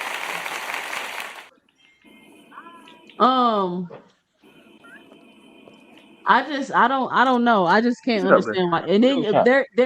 there's no like boxing is not as exciting as it was when Tank was fighting. Period. It isn't. So I don't know why we sitting here like what Wardley versus Dubois. Cap, yo, Yeah, cap, Caps. cash crypto, crypto. I know crypto was excited as hell when Benavides beat Zerto. There were a lot of The exciting fights. Benavidez Zerto fight, that was a good fight, but it's not the same. Like, I don't know why y'all just can't be honest, guys. Like, what is wrong with y'all? I don't get it. No, but I'm really being honest. So like, boxing is not really going to skip a beat if Tank leaves. Nobody said it was gonna It skip just a beat if Tank the leaves. excitement is still gonna be there. It's gonna come back. But from Can we be who? honest? Boots, maybe. Boots, maybe. Can we be honest for? Can we be honest for a second? That's There what we hasn't doing been a tonight. week. There hasn't been a week where this nigga Tank name has not come up. Facts. How does how does a sport move on when you continue to talk about the nigga every goddamn day? I can show you algorithm numbers, bro.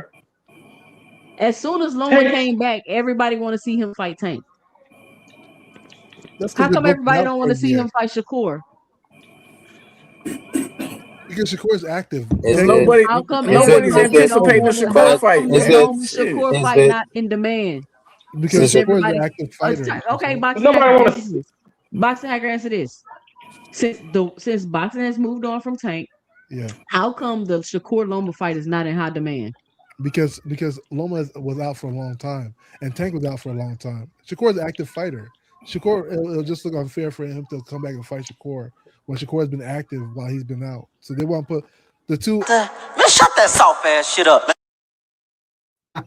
Yeah, but the two inactive fighters are Lomachenko and Tank Davis. If you think about it, right? They've both been inactive. Boxing hacker, So this is what what I is want to ask you. Navarrete? What is Navarrete? I asked He's a you lower rated fighter. if Tank has if boxing has moved on from Tank, what you just said don't make no sense. So since boxing has moved on from Tank, how come there is no demand for the Shakur Loma fight? It moved on from Lomachenko too. Boxing is stopping no Loma. Like Loma too is the same way. They're just coming back. Let me say this. I agree with you, Teach and Hacker. The sport didn't slow down because that's not the argument. So I agree with you guys. But whenever you got one of the top stars in the sport, who's one of the most exciting stars in the sport, and he's gone, something's missing. Yeah, that's true. That's true, But man. that's what So we've been That's, I saying. get it's a great land, That's what bro. we've been saying all That's the along. whole argument. Oh my goodness. I I promise y'all the mean, this children is Bush missing him left 4 I behind. try to years. put it in layman's terms, man. You got to put in retard terms. I mean, something's missing, but it doesn't mean that it's not there though. Like I find excitement in what Something's Shakur did, missing, but it so doesn't I'm mean that I'm it's gonna not always there. mention Shakur. Come on, Teach. How you gonna say something is missing but it's still there? That was very weird, Peach. I have to admit, that was a very Come weird on, statement. Teach. That was very oxymoronic, Teach. That was crazy. He wanted to be there. But I think no. But seriously, I think Boots has the opportunity Hmm. to steal that spotlight. But the reason why I'm just kind of like about that is because I don't think Eddie Hearn was gonna be able to turn Boots into like the star he could be because he's a British white male trying to promote an African American star in America.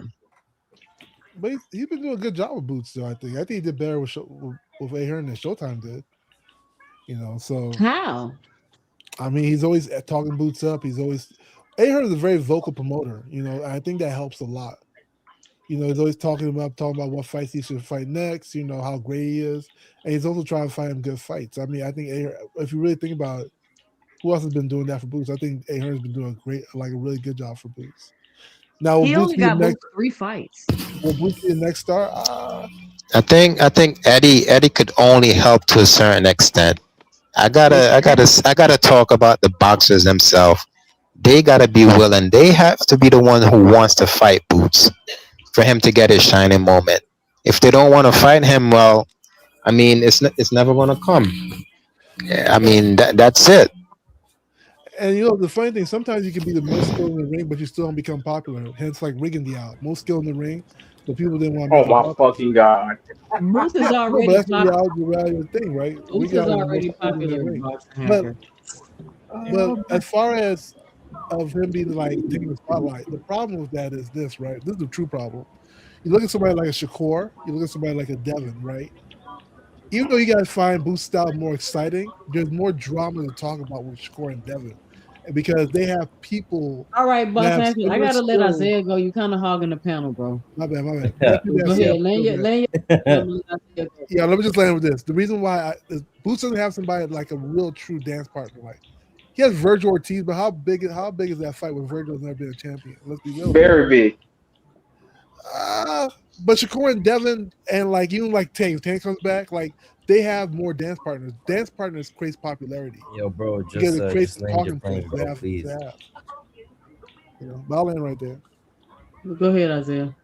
Yo, what's going on, y'all? Could y'all hear me okay? Yeah. Yo, salute to everybody. Yeah, you know what? I don't think Eddie Hearn is a great promoter. I mean, if he was Hold such a on, let me talk to promoter, this genius real nah, go quick. ahead, go ahead. PBC had Porter, Spence, and Thurman, and they couldn't give Boots one of them. Y'all gotta stop. I think y'all just be wanting my attention. Y'all won't be wanting me to fry y'all. Porter literally ducked that nigga on live TV. I mean, what weight class was they at though? 147. Oh, And Boots, 147.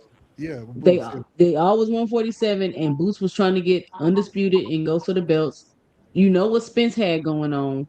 Porter said he not fighting Boots, and Thurman wasn't fighting nobody. That nigga been inactive for half a decade. So I don't know how PBC can give people fighters. That's not how it works. In case you didn't know that, people have to actually want to fight the fights. So I hope that answers your question, Hannibal. But his promoter didn't really do like he wasn't being really pushed It's like on that. Isaiah, nigga. Shut up.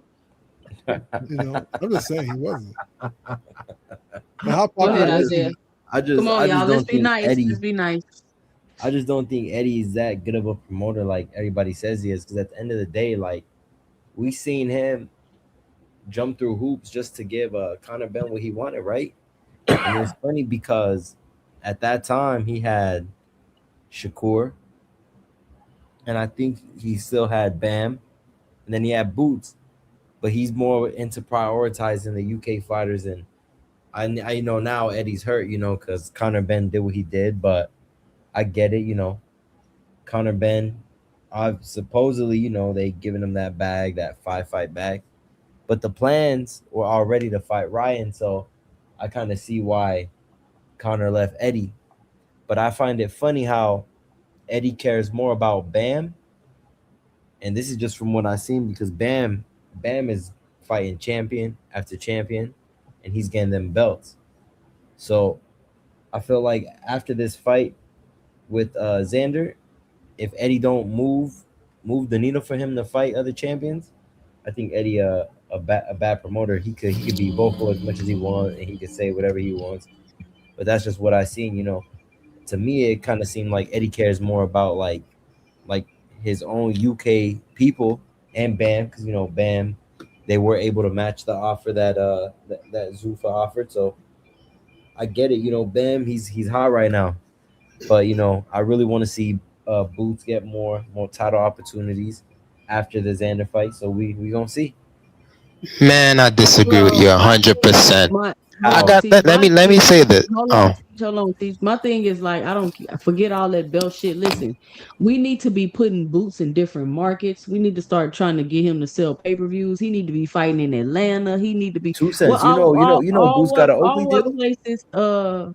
all what places do Tank be fighting? All those markets Tank be fighting in. Boots need to be trying to go start fighting those markets. Like he needs to start mimicking those moves because it's time to grow Boots stardom. Like all this belt shit, cool, but it's time to grow him as a star, as a fighter. Like, fuck that belt shit. Like that. I mean, that's cool, but he has potential to be so much more than that, and that needs to be. He needs to start growing. Like it needs to start being nurtured, in my opinion. But I Nah, don't he think does. But you know what? in my opinion. He is getting them deals because he just got an Oakley deal. That's what's up. Yeah, and I think it's cool. The only reason why I brought up the belts is because I see what Eddie's doing with Bam, and I know Boots has been very vocal the past couple of years that he's trying to get undisputed.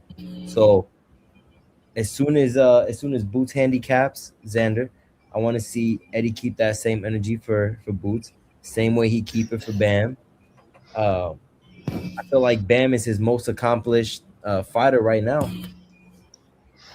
So to me, Eddie has done a lot for Boots, man. He's got him visibility on like the zone, which is huge. Like he brought him back to Philadelphia, which is Hey, huge. if Eddie was doing so much, then why is he making Boots give fighters his cut just to fight him? Shouldn't that be That Eddie's job? well, that No, that's that it's budget. Oh, okay, it's budget. Well, they need to pay my man Jerron Ennis a little bit more because he's already getting paid, man. Like Boots is getting paid and all that. Like well, Eddie after this has done fight, a Boots lot is for about to him. be worth more, bro. He increased he increased his Why exposure, is man. there so Like much Boots hate on my aggressively push chat? for This big is fights crazy. like Virgil Ortiz. You know what happened with the Virgil Ortiz thing? Like he was But pushing for these but fights to teach, happen. but teach. I'm not talking about that. I'm talking about something on a whole different level. He can talk and push and do all that on interviews Exactly. all day. I'm talking about strategically. It's time to start moving Boots strategically, putting him in different markets to fight, to grow his star power, to grow, to get, you know what I'm saying, to get more people to be able to see him. People know Boots. Boots go viral every time he fight. And That shit guess is what? growing his And, following. That shit is growing who he is. I and want to see Eddie grow that and turn Boots into the star that everybody know that he is. and guess what? He did what he did in Philly, and now he's coming to New York, another big market.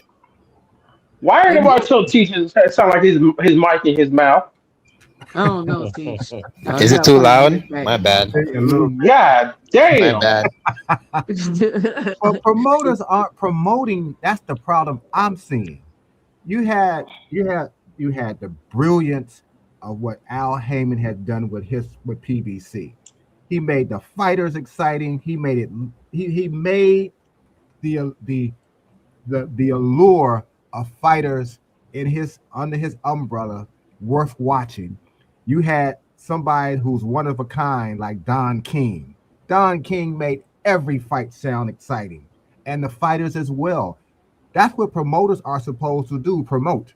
You're supposed to create that atmosphere, create that sense of anticipation, and these promoters aren't doing it. Yeah, they playing businessman, trying to see how much money. You're supposed to do that part too. Usually, that part is behind the scenes, but for the fans, we're supposed to be captivated by these fights that are being actually made. We're supposed to be looking forward to going to them, getting dressed up, or whatever it is that you want to do, watching pay per view, having a fight party. Promoters are supposed to create that kind of atmosphere, and they're not doing it. We know who the names are, but can anybody tell me, and maybe I'm wrong, that Eddie Hearns made any fight exciting by the way Yeah, he promotes it, or Frank Warren, or You know what? Frank Warren doing a better job than Eddie. I don't but know. I'm I think just Eddie saying, was doing are a they great job. making the fights exciting? Are they Mm-mm. creating this atmosphere where No. people want to go? And that's Nothing like PBC, OG. huh? Oh boy, Nothing like Not like PBC do. PG. Exactly. That's what I'm saying. And guess PBC who is a those TV two show, men bro. were who made these fights happen like that? They look like us because they know what the hell they're doing. And that's what you're supposed to do. You're not supposed to just rely on site fees or somebody bringing some money. You also have Exactly. to make the fans come to see the fights. That's what you got to do. They've gotten lazy to me, just like the fighters have gotten lazy. They Because don't Turkey want to. came, Mr. Greg, and said, "Fuck the fans." While the fans was Johnson bouncing them, he was sticking their middle finger, his middle finger up at him. He Well, then, came and basically told these fighters, "Fuck them fans. You don't need them. You don't but need the what, The fans. but And you know last, what I'm the gonna Boots pay la, is you doing all though. this money." Hold the on, we gotta let last. Juke go. We gotta let Juke go. What's up, Hey, Juke? Juke. What up, Juke? You Hey, on Hey, mute, Juke. Juke? good What's up, evening, Juke? y'all. How y'all doing? All We right. good. Hey, so I'm listening to y'all. I agree to say it's time for that switch. I just want to clarify some things. Because I know someone was like, oh, Boots never got these fights at PBC. Boots was never with PBC. Boots was so for those people who may not remember, Showtime had their own fighters. They had PBC, and there was this thing called Showbox. A lot of people got their start with Showbox, like a lot of champions, Mm-hmm. Wilder, Errol Spence, Devin Haney. A lot of fighters got their start with Showbox, right? Showtime had fighters fighting on there for a long time. Boots was never, he fought on some PBC cards, but he was never a PBC fighter. Like if you went to the PBC website and you put in Ennis, his name didn't show up. He was not a PBC fighter, okay? Um, However, it doesn't mean that they didn't help him or assist him in ways, right? So I just want to clarify that. So I was like, oh, how come he didn't get this fight, get this fight? By the time Boots got the rankings, Porter was retired. Denny had went up. I think that was like after, right? Cause that was well after the Earl fight. He, you know what I'm saying? Earl beat him, and Thurman was on hiatus. So even if they had the people to give to him the names, like 147 was transitioning at that point. Like they was everybody's running through who he had to run through, and Boots was not a name at that time, and wasn't even like number one, or I think he may have been in the top 10 at that point, but he wasn't like top at the top level. But he was not a PBC fighter. So I know people always want to so I don't know. Anyway, aside from that, so far as what Eddie has done for him, and what's crazy is that I feel like Eddie does need to. I think what you're saying is correct. Who's saying like he needs to put him in the markets and understand that. I don't think the problem is that I don't know if Eddie's capable. I think Eddie is willing to invest money because he know he got a gym on his hands. I think Eddie knows what he got on his hands, but I don't know if he knows how to work that in the United States market. That's the problem with having a UK promoter. That's the failure of why the zone didn't go as fast or what they should have been. It's the reason why a lot of or even Turkey, you came in, you married yourself in the United States market with someone from who's not in the United States. And the United States is huge. You come from the UK. UK is smaller than Texas. The United States is like multiple countries. Every market is different, and he don't understand it. And the way he has fights and markets fights in the time, place, he don't get that. Like I think he kind of got the New York, LA down a little bit, but it takes time to understand that. And so he knows to put him in Philadelphia, put him in Philadelphia. So now I think he is doing right now. Now you bring him to New York, but unfortunately, Boost is almost have to do the heavy work. And I just don't think I think Eddie is better when it comes to expanding and growing a star. He's better with UK fighters. And that's why he's always prioritized UK fighters. And it's the first time he's prioritized an American fighter. And it's because he just don't got that. He don't understand the culture. You have to understand multiple cultures in the United States to build that type of star. And so basically, it has to really rely on his performances and get views on his performances because it's still in the zone. And as much as they want to chastise PBC, which I don't understand because he's never signed to, the only reason Boots ever became a champion is because PBC evolved and he had respect for Boots and his people. Because PBC did not have to make that Stanionis fight. They didn't have to. They had Barrios. They did anyway. So people say, oh, Eddie got him that fight. PBC got him that fight. If PBC said no, he would have never been a champion. And I'm happy they did because he earned it. But they could have played the turkey game and said, no, we gonna and did how they did Benavidez and stalled him out. They gave him the opportunity. He's not the only champion that people love that became a champion because PBC allowed it. AJ, Bud, if you really want to dig in the crates. So that's all I want to say. I know folks, I want somebody to challenge me on this so I can go ahead and pull receipts. But anyway, I just think that I think that Eddie Hearn is starting to learn the game, and I'm hoping that he does. I'm happy that this fight has happened. And again, Eddie, they're like, oh, Eddie came through. Yeah, because of who? Top Rank allowed it. He's at the mercy of the other company saying, okay. That's all I'm saying. And maybe Top Rank's a little loosey-goosey right now because of the network situation, so they're in a vulnerable spot. But my thing is that's the problem. Like, that's the problem. So things are starting to like really, he's trying to get a boost to give him some green lights, which I'm so happy about. but it doesn't always work out that way because we've seen this with other fighters. Because with the same thing could have happened for the same situation was with other fighters. Like, I don't know, Demetrius Andrade. It just didn't work out that way. It really just depends. So I'm happy that Boots is in this line, this situation, but I just think that Eddie Hearn really needs to like understand the markets and don't know how to. And it's not just that. I think Boots is quiet. He's starting to kind of find his voice. I saw a social media post from him today. He's letting a little bit more of his personality out, and that's great. But I think his performances are enough. I just think that unfortunately, I think the Zone as an app, the problem being on the Zone is that it does limit you. It is limiting. Yep. Like I'm Yep. sorry, you have to say what y'all want. The Zone does not have the subscriber base that's needed to really push you. It kind of shrinks you in a sense. Yep. And until they get because you like I know a lot of people, like I told my sister I got the Zone. It's like, oh, we talking about streaming services. She said, what the hell is the Zone? She never heard of it a day in her life. The average person has never heard of the Zone in their life. She know what Showtime is, she know what Paramount is, she know what Amazon is. She never heard of the Zone. The average person don't know what the Zone is.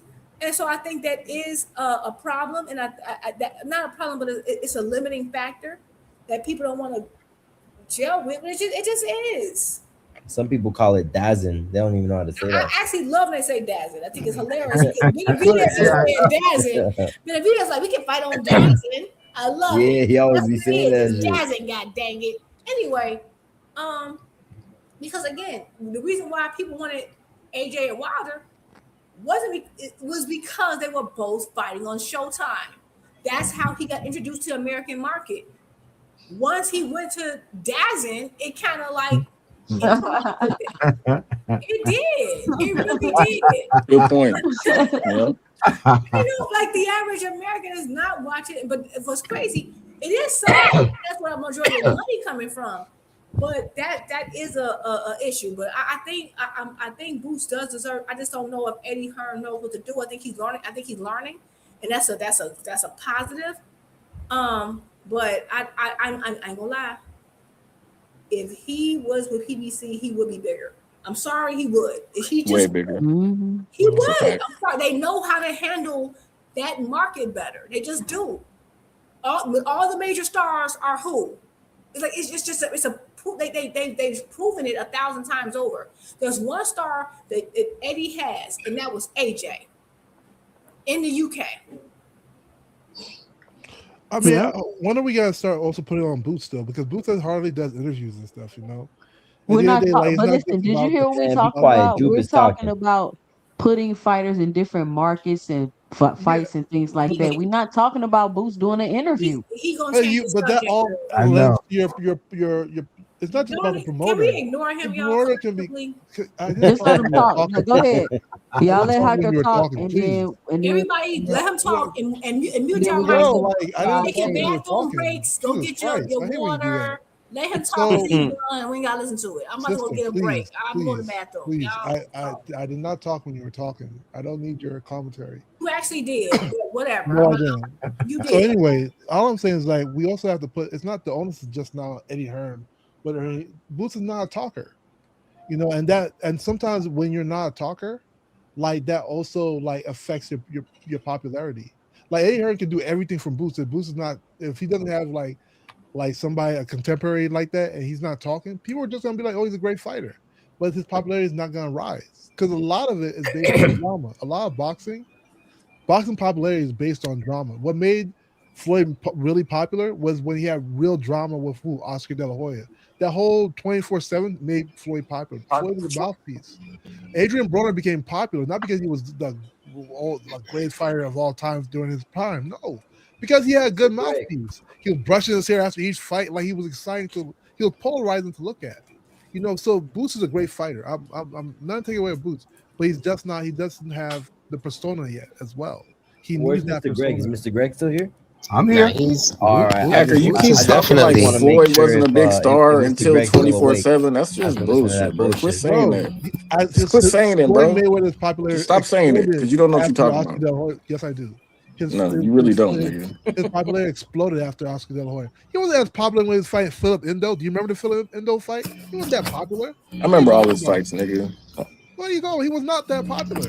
His star Hacker power just saying rose shit at this point. Hacker when he Floyd was after very the Mayweather popular fight. because he came from a fighting family. Exactly. People Period. don't even remember Floyd Senior Exactly. And fighting. he had a nice contract with HBO. This is before 24/7. He didn't do 24/7 till People, actually he left. When he left HBO is when he did 24/7. And the Mr. only reason why he left HBO is because he then hooked up with with Heyman, and Heyman wanted the other fighters that he had to also be on HBO, and HBO only wanted Floyd. Mr. Greg, people weren't remembering the Black Mamba like that. People weren't remember Floyd Senior versus. Are you kidding Yeah, me? no, you they kidding weren't. me? Like hardcore fans know them. This I'm dude, telling Fans he you, know talking them. about, man. I'm talking Hacker, about the casual Hacker, fans don't Greg know been the Black watching Mamba. boxing longer than you, bro. What are I'm you trying talking to about? tell you that's The not casual true. fans don't know the Black Mamba. Bro. Wisdom of the crowd, Hacker. Wisdom Okay, of the watch crowd, this. nigga. Watch this. You guys are hardcore, right? You I'm, wrong, Greg, nigga. I'm stay be honest. honest with Name y'all. how many wins He's the Black Nobody rage, thought Mamba have? he's rage baiting. Stop I Nobody, interrupting. know, I know. nobody's rage Stop baiting, but it's the interacting. truth. Let What him made Floyd talk. Whatever he what made says, Floyd we popular don't have to was his respond. mouthpiece. Yeah. His After he's mouthpiece made him more done popular than talking, anything else. guys, after he's Because he done became talking, we ignore it and oh we my move gosh. on to the He became the conversation. enemy. Act like he didn't say no. Girl, Seriously, you we went have to to a whole let him soliloquy for talk. like 30 minutes. We have to let Just him be quiet talk. for a second. Once he's Hey, done You were singing for talking, like we 30 act minutes like about nothing. don't acknowledge Just be it. quiet for 1 second. Don't acknowledge it. hey, When Jude, I want Floyd to was ask you fighting, something, his We Jude. have mouthpiece to made him stop popular. responding to him. So I think in terms of Boots, I think his reach is getting wider because he's actually doing a lot more interviews now. And then to go back with the zone and maybe Amazon Prime conversation. I mean, I do agree that if boxing was on Amazon Prime, we would have like in terms of Boots as well, like him switching to different platforms or whatnot. I mean, Amazon Prime obviously is a huge app. A lot of people use Boxing it. is on Amazon Prime. Yeah. But what I'm saying, it's on Amazon Prime now, but it's still not there yet. It's not popular yet. So most of the hardcore fans these days are pretty much using the zone at this point. But Amazon does have potential to become very huge, but that's if majority of the promotion goes there. You're pretty loud again, I Teach. know, Oh, like my it bad. sounds like you Teach, swallowed the mic. teach. Do me a Let me turn favor, his teach, mic and down. stop eating your mic, bro. No, Yeah, Teach, let if me you go let to me let me settings, turn it down from the let me turn yeah, it go down to from the settings app. and lower down your mic from the Yeah. settings. Yeah, I Don't don't think worry, it's Teach, I'm just gonna the turn you down. network. I wasn't just saying the network. It's people who understand the boxing. They understand boxing market wise in the United States. They understand the difference with all 50 states. They understand that you can't market in California the same way you're gonna market in New York. And Demographics. that's just something that Eddie Hearn has picked up on because the United States is like colossal and compared to the UK.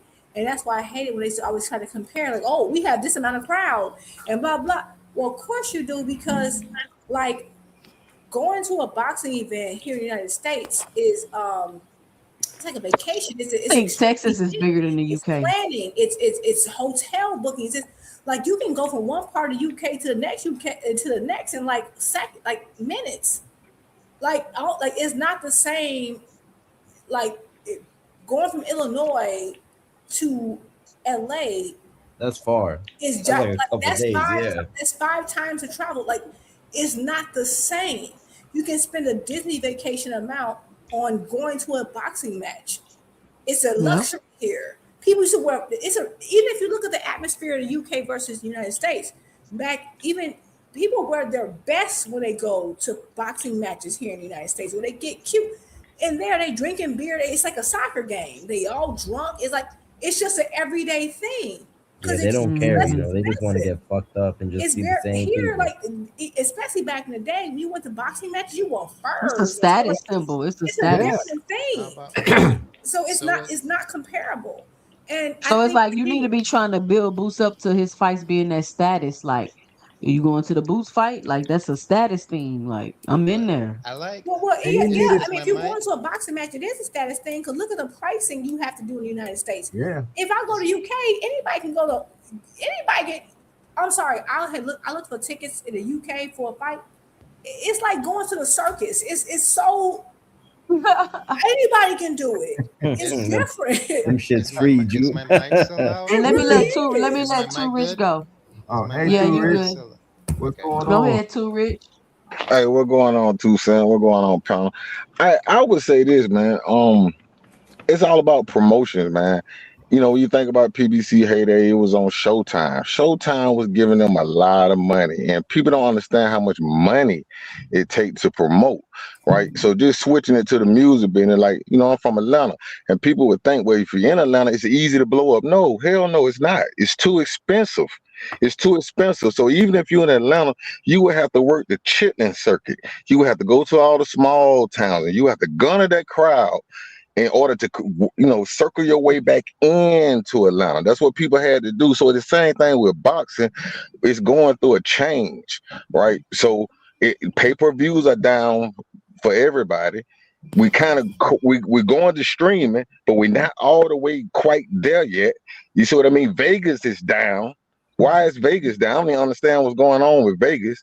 So I just think if you're gonna make a, no, United States is hot, but if you're gonna promote in the United States, it's gonna take a lot of money. You know, I don't know if Ryan Garcia is there's a turkey fight, a ring card fight. Okay, he can go to Jimmy Fallon. He can go. They can spend the money, but is Eddie gonna spend that money for Boots to go on a world tour to all the places like Floyd used to do? See, Floyd was the best self promoter because he had the money. He could go everywhere and get on all the shows and stuff like that, but they're not spending that type of money right now, especially in the United States. So yeah, UK could put 80,000 in a stadium, but the amount of money they make is the same as Tank putting 20,000 in a arena. It's the same money, but they involve a lot more people. So that's what we got to do in the United States. They got to figure out a way to involve more people, even if that means dropping the prices. But I get it. The fighters don't want to drop the prices on their pay, but that might be what got to happen. I think we just out of range. They're gonna have to reset the market and then build it back up because it just take a lot of money to promote. Imagine if you had to pay to promote yourself. That's expensive. You know what I mean? When I was in the music business, to send an artist to every radio station, you know how much that cost? How much they used to have to spend to drop them gifts off at every radio station. They was paying. It was payola. They weren't doing it for free.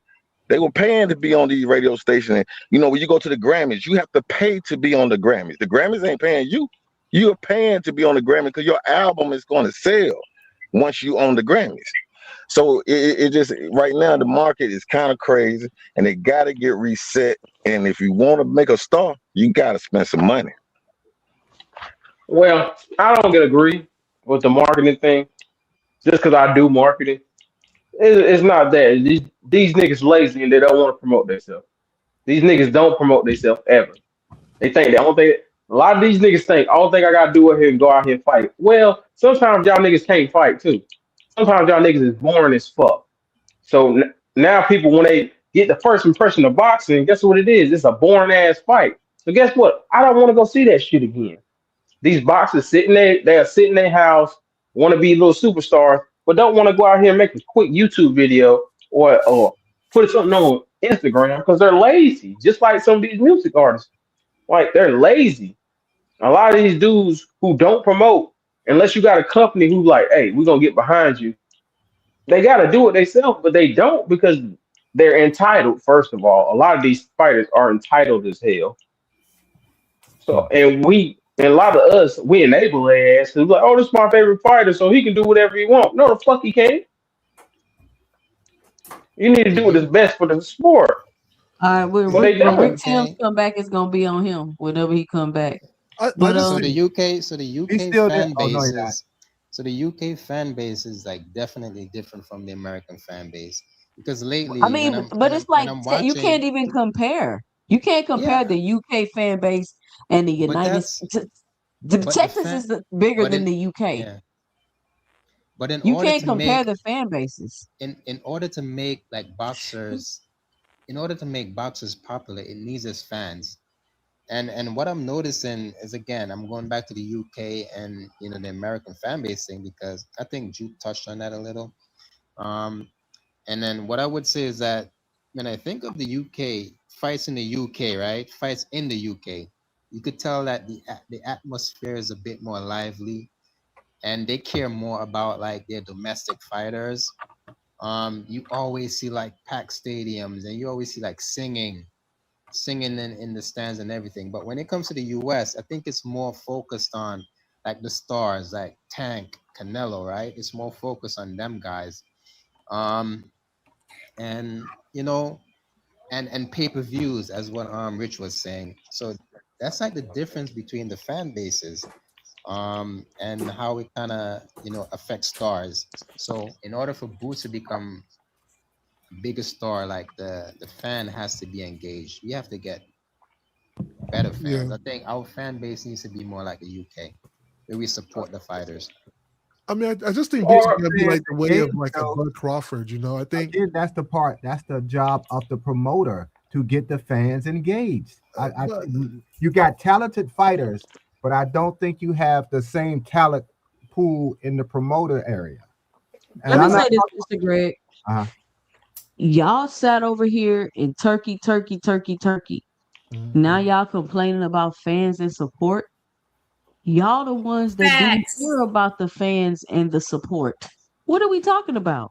If you supported Turkey, you didn't give a damn about the fans and the support. Because what Turkey did was come over here and completely take the fans out of the sport, which is what I was telling y'all. You're paying these fighters these crazy amounts of money to fight each other with revenue. They're not, I mean, they're not generating the revenue to earn that amount of money. There is no incentive for them to promote. They don't give a damn about fans showing up. So the same people teach, use a Turkey Johnson bouncer, Yep. boxing hacker, use a Turkey Johnson bouncer.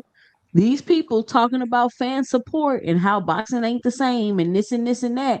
Y'all are the same people that championed it being this way. Yeah, And I and think two Turkey did cents, a what good I would job. say, I what don't. I I would don't, I say don't about that, understand two the cents, is controversy. that Yo, when why it did came to Hannibal say Turkey, what's wrong with that? Hold on, we Yeah, there's gotta let nothing Miss, wrong we with gotta that. let Rick go. Hold on, we gotta let Rick Hey, go. What's Rick, up, what's Rick? going on? I see Rick over go there. after I Rick. got that drink in my cup. Hey man, what's up with it, Miss J and the panel chat? Hey, look, first off, y'all know what today is? Your birthday? Today is It's your anniversary? no man, it's My bad. My bad. My Oh bad. wow, Do man. you know what today hey, I is? like that. No, but happy Malcolm X Day to everybody. Oh, Okay. Brother Malcolm, Okay. yeah, Brother Malcolm would have been 101 years old today. And y'all know who else celebrated the birthday today? The Charlo twins. They made 36 today, oh no. which brings me to Damn, they Mel. 36? Them boys make Damn. 36 today. So Absolutely. Dondra Mel, can't even wish him happy birthday. That's crazy. man, what's up with Mel, y'all? Earl is back since 2023, and Mel haven't fought since Canelo 2023. At least Maul did the Madonna. I say Madonna. You know the Madonna fight last year Yeah. in May, but we still haven't seen Mel. He's not injured. What's up with Mel? Y'all He's think? drinking, man. He's drinking. He don't wanna he don't wanna he Male don't don't wanna put drink. that cup Male don't. down. No, he That's not that's the drinking. mall. They Oh, say that's he Messy not Mall. they say he just the PBC just ain't trying to get no fight because he trying to get too much money apparently. But you see, it's hard to believe that, and It's when not. he It's asking for not so hard to much believe money. that. But you see, he not worth what he wants, so and we gotta keep it real. We gotta keep it real. Like So how is it hard to Earl, believe it? Earl came back and Earl was like, "Yo, if I wanted to fight, I could fight." But you see, Earl not one to be like, "Nah, I need this, I need that." And I feel like him, he feels like he deserves more money than he's worth. He hasn't done nothing, and it's been a couple years already. I mean, he could have easily fought somebody and took a little pay cut, whatever, and get back up on that high horse. But unfortunately, like Rick said, he 36 today, and the year's about to go on, and we may never see him fight no more because of money. I think that I would think that Fedora would want to get Charlo on his resume. That'd be a good fight. Fedora ain't Man, trying to fight nobody. 154 is swimming with sharks. I mean, you sit out 3 years. You think your 36-year-old just gonna come back to 154 and rule again? Let's see. Exactly. Spence is doing it now, so why can't I Charlo? don't think Yeah, they're Spence trying to ain't. rule though, that's But he because ain't different. really I yet. think they're past the part in their career where they trying to rule, and they're at the point of their career where they just trying to make big fights and get paid.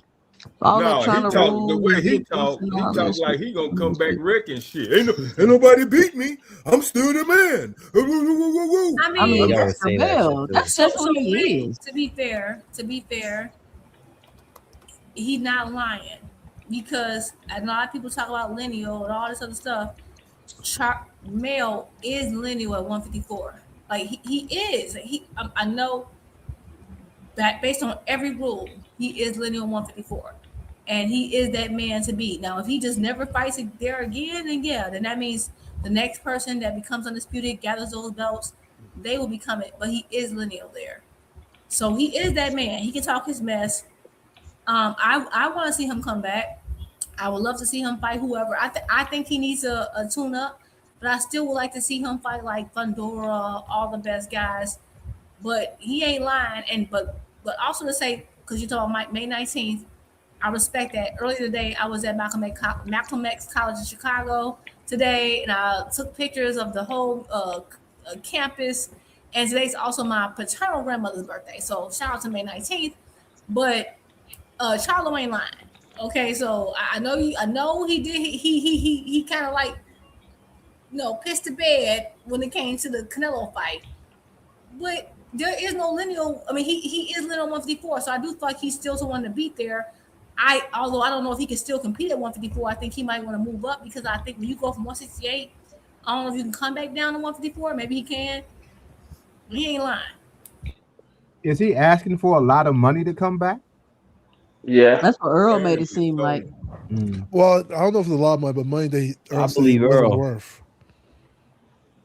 He ain't worth it. That's Yeah, what he said Yeah. that he said he doesn't sell basically. Is he asking for 10 to 15 million per fight? Something like that? 10. I heard He him Probably. say asking for 10. like 7 Oh, mil, He. maybe. I heard him say 10 You remember? for Hold Boots. on. You remember Damn, when he asked for Boots? When he said he'd fight Boots, what he asked for? he asked for 10 too mil. much. 10 So million. that's his asking price. But the nigga don't sell.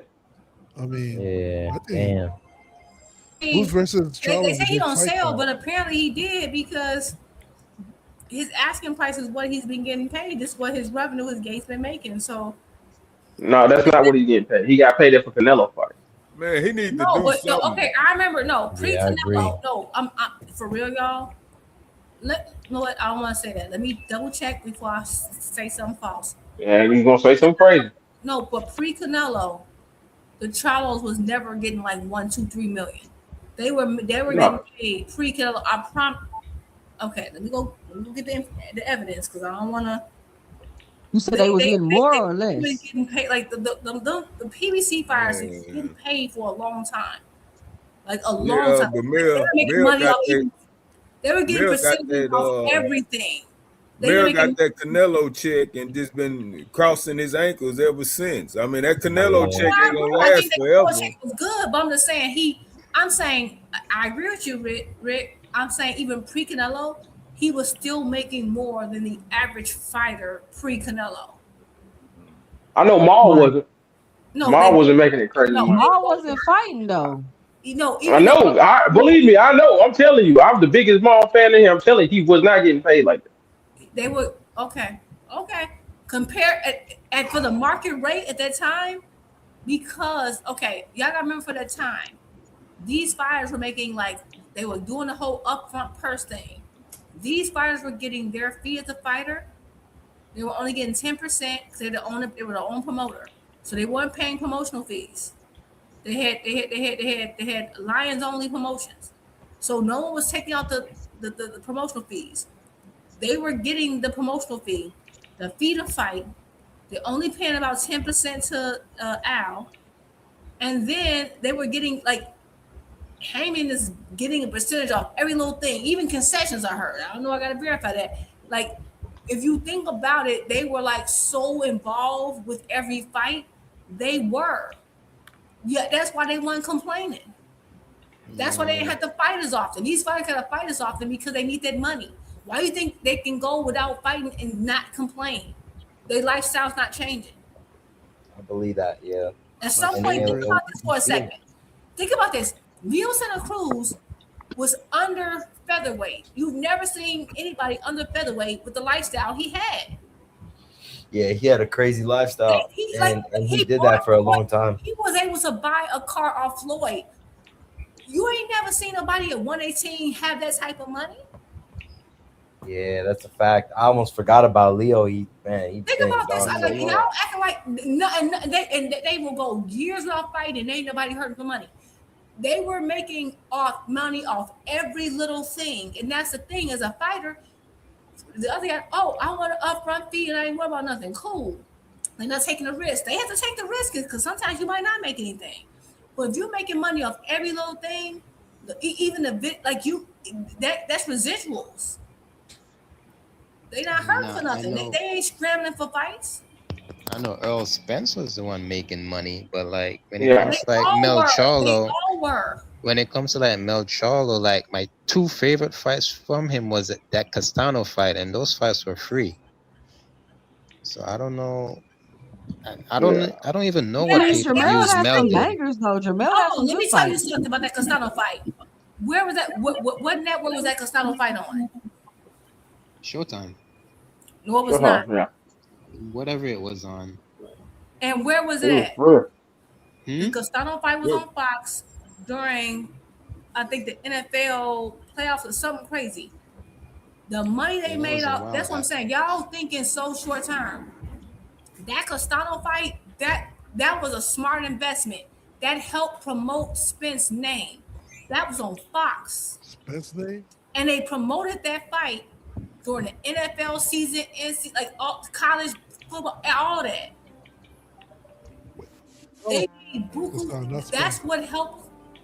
Anyway, y'all don't understand the math and the business, but okay. Yes, I do. He like it was free. Okay, yeah, but it was free on where? Hey, but look, I'm gonna say this though. Hey, pay-per-view was good at one time, but times is changing. I think pay-per-view has killed boxing because people can get the fights for free. While the majority of people gonna pay for fights that they could get for free. Now, Tank is the biggest black star that we have, but he's never fought on free TV for millions of people to watch. Like, how many people will watch Tank?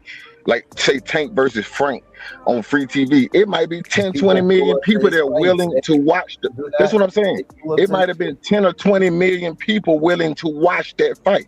So now you bringing more people to the party. The more people you can bring to the party, now you can sell them something. But Tank like a pay-per-view is luxury. Tank shrinking the like a numbers. luxury. They shrinking the numbers, Like a shrinking the numbers. luxury item.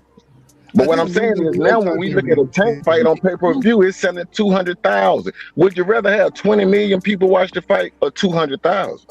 I would rather have 200 million people 200,000 still pay fighting. for it. Do I'd you? rather I don't have know if you. 200,000 people pay for it. But Exactly. guess what? But guess what? He Well, got. now you know what's wrong with boxing. And now we know what's Oh wrong with man, boxing. That's all I'm you saying. just You kind you of just answered want Tank to fight on free TV because your favorite fighter been on free TV his whole life, and he right. just did a pay per Well, view. keep it like it is, then. Then ain't nothing wrong with boxing. Then I don't know what the conversation about. Then and then nothing is wrong with boxing. We're not the It's right ones where it's claiming. supposed to be. We're You're not the the one. ones You're the one claiming something's complaining wrong with boxing. Y'all about Hold are. pay on, per we need one views. mic. We need one mic.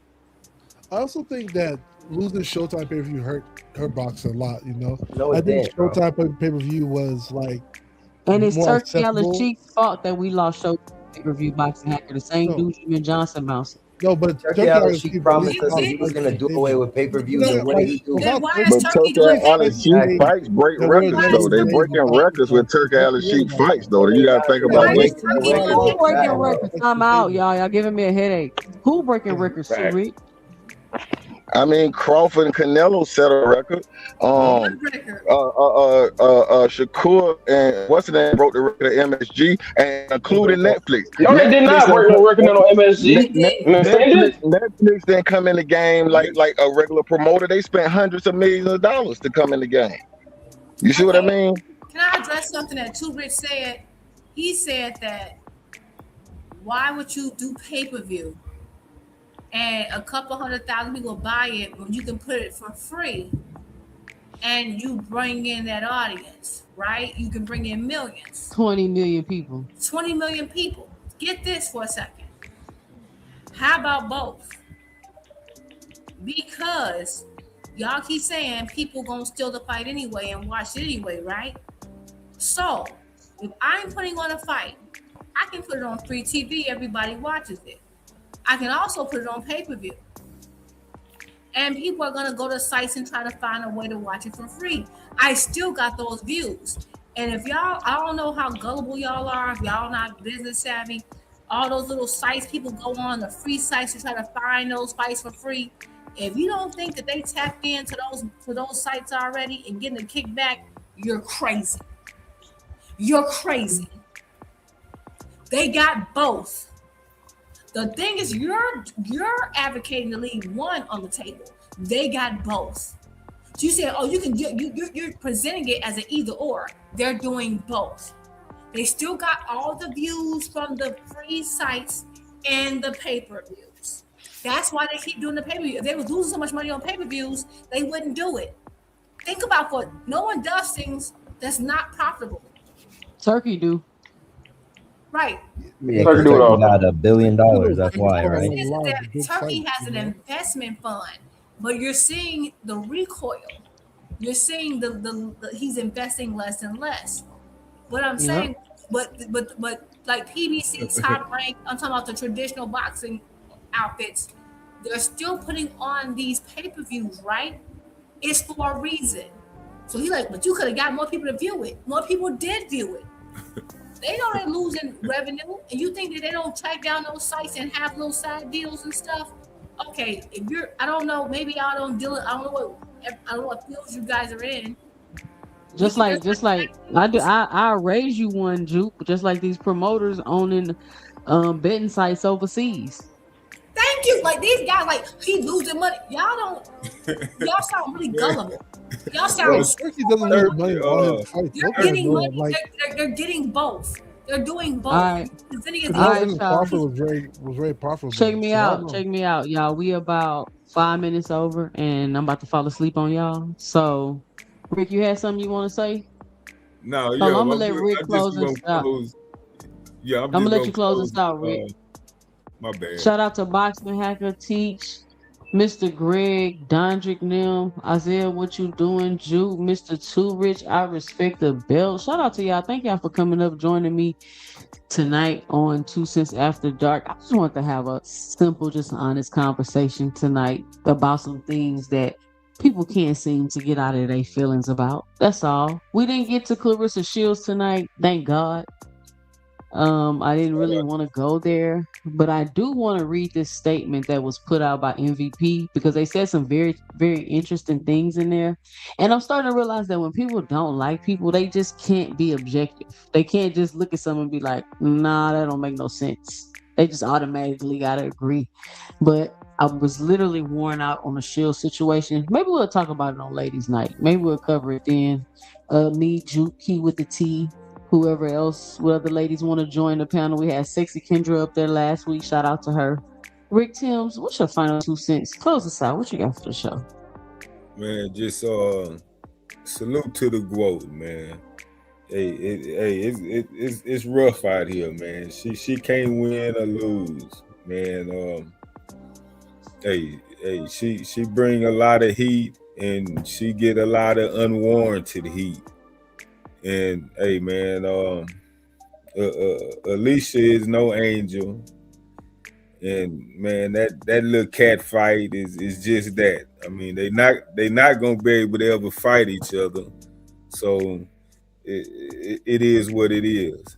And about that Turkey talk, man, Turkey came in the boxing just throwing around all that damn money left and right, just having cats jumping ship, and now he didn't pump his brakes a lot more than he was at first. So he been a lot more selective with throwing all that heavy bread around, and it's for a reason. I mean, you can't just keep taking so many losses. I mean, I don't care how much money you got at your dispenser. So, I mean, nobody want to just keep taking L's and L's and L's. Anyway, man, we're gonna let you get on out of here tonight, man. Good show, good smooth conversation, and yeah, man, we'll see y'all next time. All right, all right, all right. Shout out to Rick Timms closing us out. Listen, y'all. I'm glad that everybody could finally admit it and we could all come together and just get one consensus that Earl the True Spence Jr. was not the same fighter after the car wreck. And most likely that completely derailed his career and on the and it didn't really ruin the trajectory he was on, but I think it ruined the success he could have had with the trajectory he was on.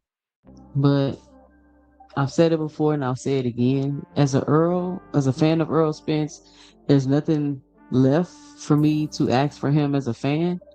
If you ask a lot of his fans, they don't even want to see him fight Tim Tszyu. They're like, no, bud. They're like, no, Earl, just chill, have a seat, just retire. But he want to see if he still got it. He said he feel like he got a little bit more left to give. He need to see if 50% of him could beat all these guys. You know? But that's Earl. I think he want to go out on his shield. He's a throwback fighter. Probably the last of a dying breed. No tune-ups. Strap season. 18 months after a horrific, life-threatening car accident, he comes back, get back in the ring, defeats Danny Garcia. Fast forward, gets in the ring, impaired, handicapped. I get it, it's nobody's fault. Nobody's saying it's anybody's fault, so y'all can miss me with that argument. But again, he hopped in the ring and he was able to overcome. And what people just don't want to admit is just he overcame until he couldn't overcome no more. But we don't even know if that's true because he got a fight coming up against Tim Tszyu down under in Australia. And we're going to see if he'll be able to overcome again. The comeback king, Earl the True Spence Jr. I know it's a ton of doubt. He knows it's a ton of doubt. I mean, it's boxing. You rarely get these stories like this. He's already gave us a story like this one time. Is he going to give us a story like this twice in the sport of boxing? Now, I can't say my hopes is just too high because I'm a realist and I understand how things work. But I will say this. If anybody can come back and do it and be able to pull it off, I would have to say it would have to be Earl the True Spence Jr.